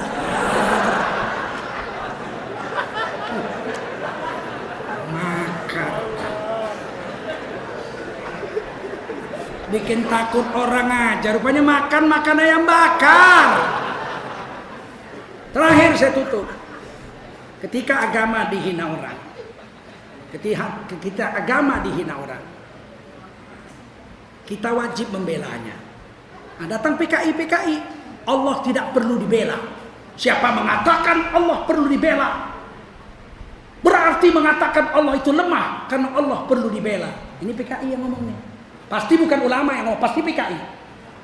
Karena kalau ulama memang Allah itu perlu dibela, bukan demi untuk keperluan Allah, tapi untuk keperluan kita. Allah itu tidak perlu disembah bagi Allah, tapi kita perlu menyembah Allah. Semua dunia mogok menyembah Allah pun Allah tetap Allahu Akbar. Betul? Seluruh dunia menyembah Allah pun Allah nggak bertambah besar. Allah tetap Allahu Akbar. Sama dengan membela. Kalau agama dihina orang, kita wajib membela. Kata Allah begini, ya ayyuhalladzina amanu kunu ansarallah. Ini surah As-Saff ayat terakhir. Hei kamu orang beriman, jadilah kamu penolong-penolong agama Allah. Perintah Allah ini fi'il amar, kunu ansarallah. Jadilah penolong-penolong agama Allah. Kama qala Isa bin Maryam lil hawariyin. Sebagaimana Nabi Isa pernah berkata kepada kaum Hawariyun, murid-muridnya 13 orang. Man ansari ilallah. Siapakah di antara kamu yang mau menolong agama Allah? Qalal hawariyun.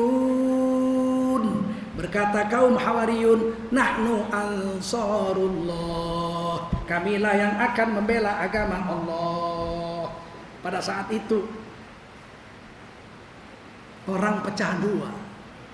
Fa'amanat ta'ifatum min bani Israel. Sebagian Bani Israel beriman, mengikuti ajakan Allah, bangun membela agama. Wa kafarat ta'ifah, sebagian lagi kafir, justru membela penista agama. Jadi pecah dua, pembela dan pembela penista. Nggak ada golongan ketiga. Aku nggak ikut sana, aku nggak ikut bela, tapi aku juga nggak ikut bela Ahok. Aku tengah-tengah aja, nggak kesana nggak sini. Tidak ada. Kalau agama dihina hanya ada dua, kamu bangun bela agama atau kamu bela sana. Tidak ada. Aku nggak ikut sana, nggak ikut sini. Aku netral. Kalau netral berarti Anda ikut sana, ikut penghina agama. Kalau netral. Dari mana Tengku Zulkarnain ambil dalil ini? Hadis Nabi itu, man ra'a minkum munkaran falyughayyirhu biyadihi. Kalau kau lihat kemungkaran, ini lebih tinggi dari mungkar bago. Penghinaan agama ini. Kalau kau lihat kemungkaran, cegah dengan kekuasaanmu. Kalau kau polisi, tangkap. Kalau kau presiden, perintahkan Kapolri tangkap. Begitu. Pokoknya dengan kuasamu. Kalau nggak sanggup dengan kuasa, fabilisani. MUI keluarkan fatwa, pernyataan agama, menghina ulama, menghina Quran. Kalian benjerit, tangkap, tangkap. Kalau itu tak sanggup, yang ketiga, fabi qalbihi, benci dengan hati. Wadzalika at'aful iman, benci dengan hati selemah-lemah iman. Jadi minimal kalian benci. Kalau kalian bilang aku nggak bela sana, aku juga nggak bela sini, aku netral, berarti sana. Paling tidak aku nggak sanggup lah macam kalian ke sana ke Monas, tak ada duitku, mau merangkak jauh kali. Udahlah minimal lah benci aku, nengok hidungnya itu, aku tengok macam hidung gondruwo lah, aku tengok itu kakak. Itu jadilah cukup lah itu. Tapi itu iman yang paling lemah. Membenci dengan hati iman yang paling lemah. Apa akibatnya? Kalau ada kemungkaran kita hanya benci dengan hati, akibatnya kemungkaran itu menghancurkan agama kita. Kalau ada kemungkaran kita cuma benci saja, hancurlah agama kita. Contoh, saya jemur padi di halaman rumah. Duduk di kursi menunggu padi jangan dimakan ayam tetangga. Sedang saya tunggu, tiba-tiba datang ayam 200 ekor dari ayam tetangga. Makan padi saya 200 ekor. Saya melihat ayam itu dengan benci aja.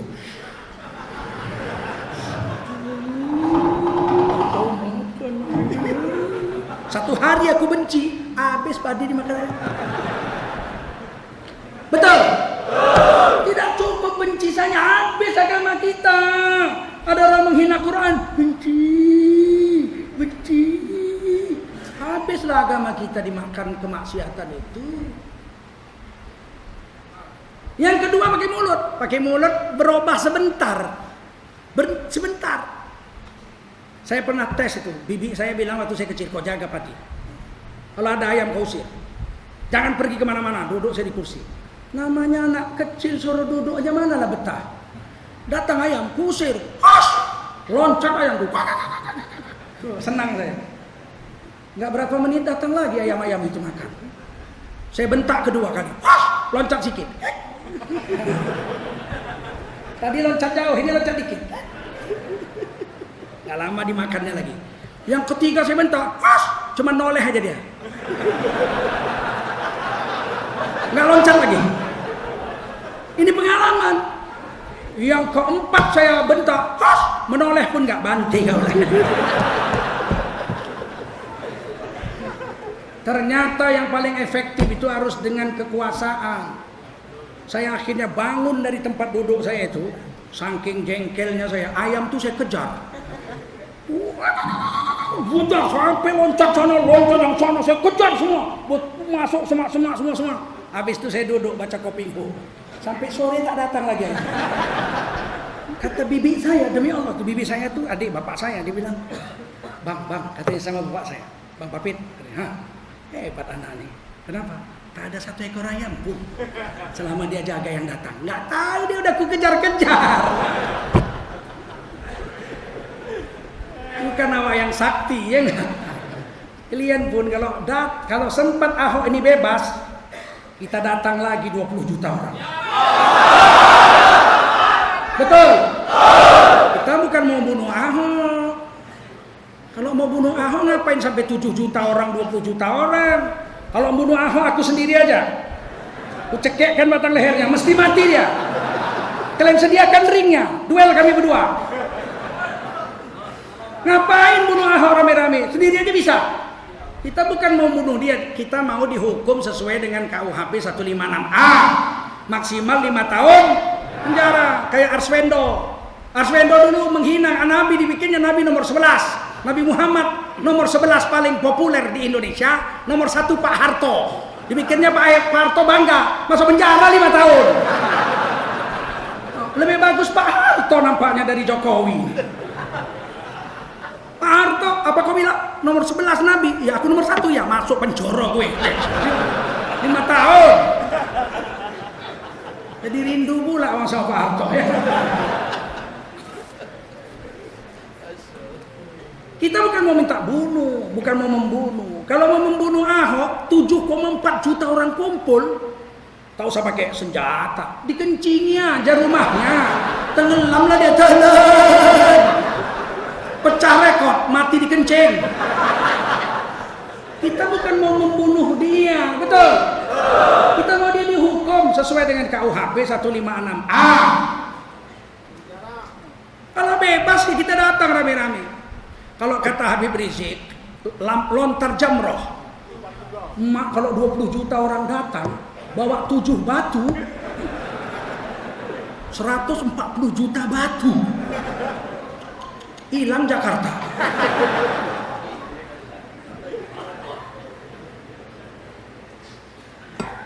Saya kurang setuju.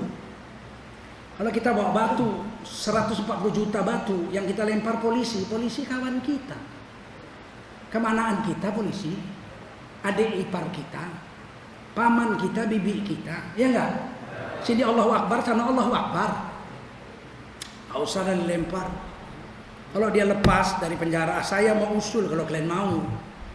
Di Indonesia udah saya usul di mana-mana. Kalian dari sekarang kumpul duit. Jangan kalian belanja macam-macam yang nggak penting.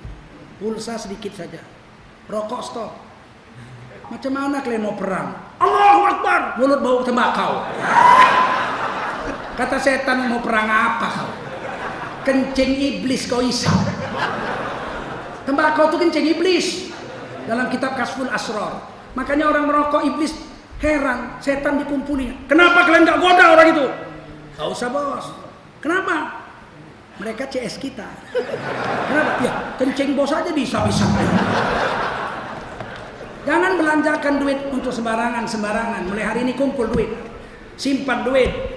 Kalau Ahok bebas, kita sudah tidak perlu keluar rumah. Semua tinggal di rumah saja.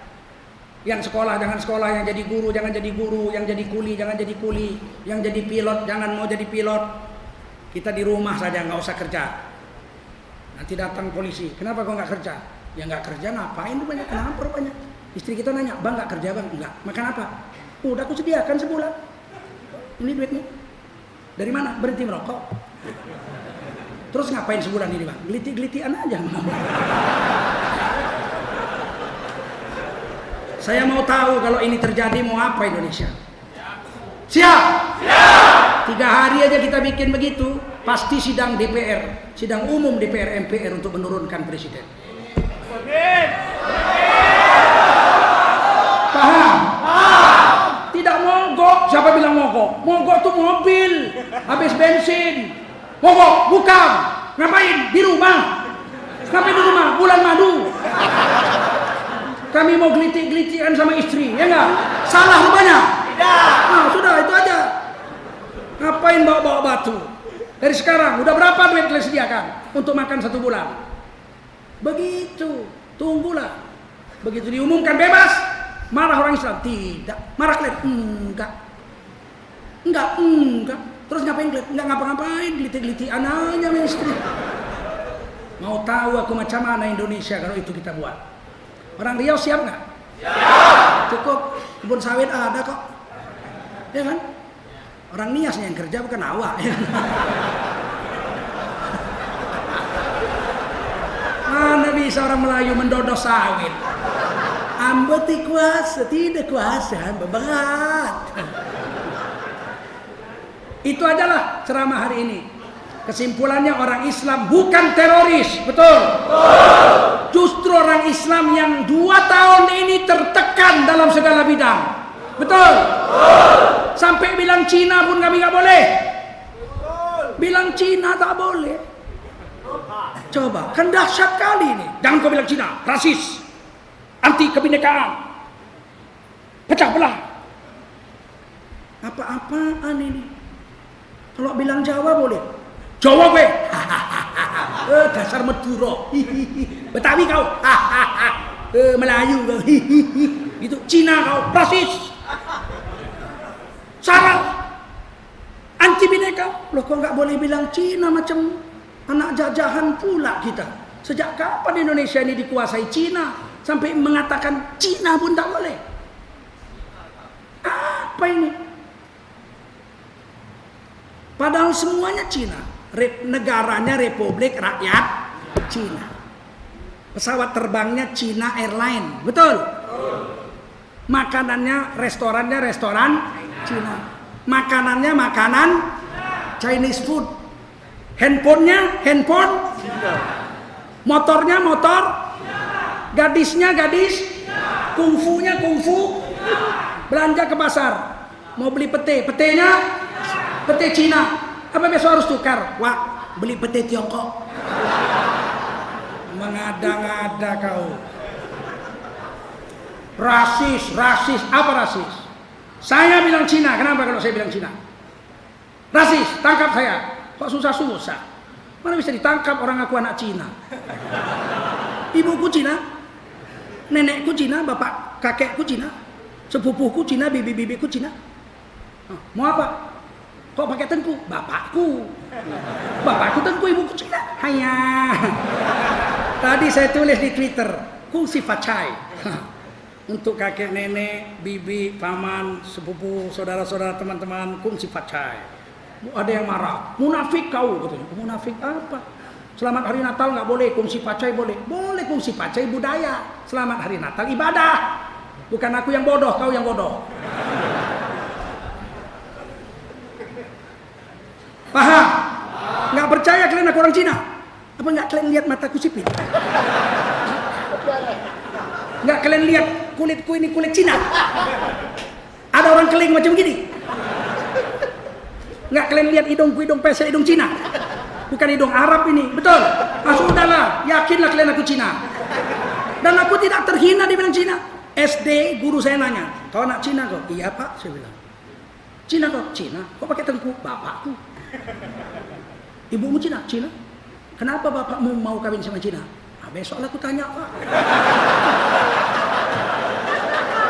Mana aku tahu alasannya. Sampai rumah malam saya tanya, Papi, apa nak? Kata guru, kenapa Papi mau kawin sama Cina? Ya, kok kau tanya begitu? Guru menanya. Bilang sama guru kau, Mami kau ini cantik, putih, rambutnya berombak hitam. Terbayang-bayang aku sama mamamu. Tak bisa tidur. Cantik mama kau itu. Besoknya saya bilang, kata papiku, Pak Guru, mamiku cantik. Kata guru saya, memang cantik. Namanya Cina, cantik lah enggak? Karena enggak Cina miskin.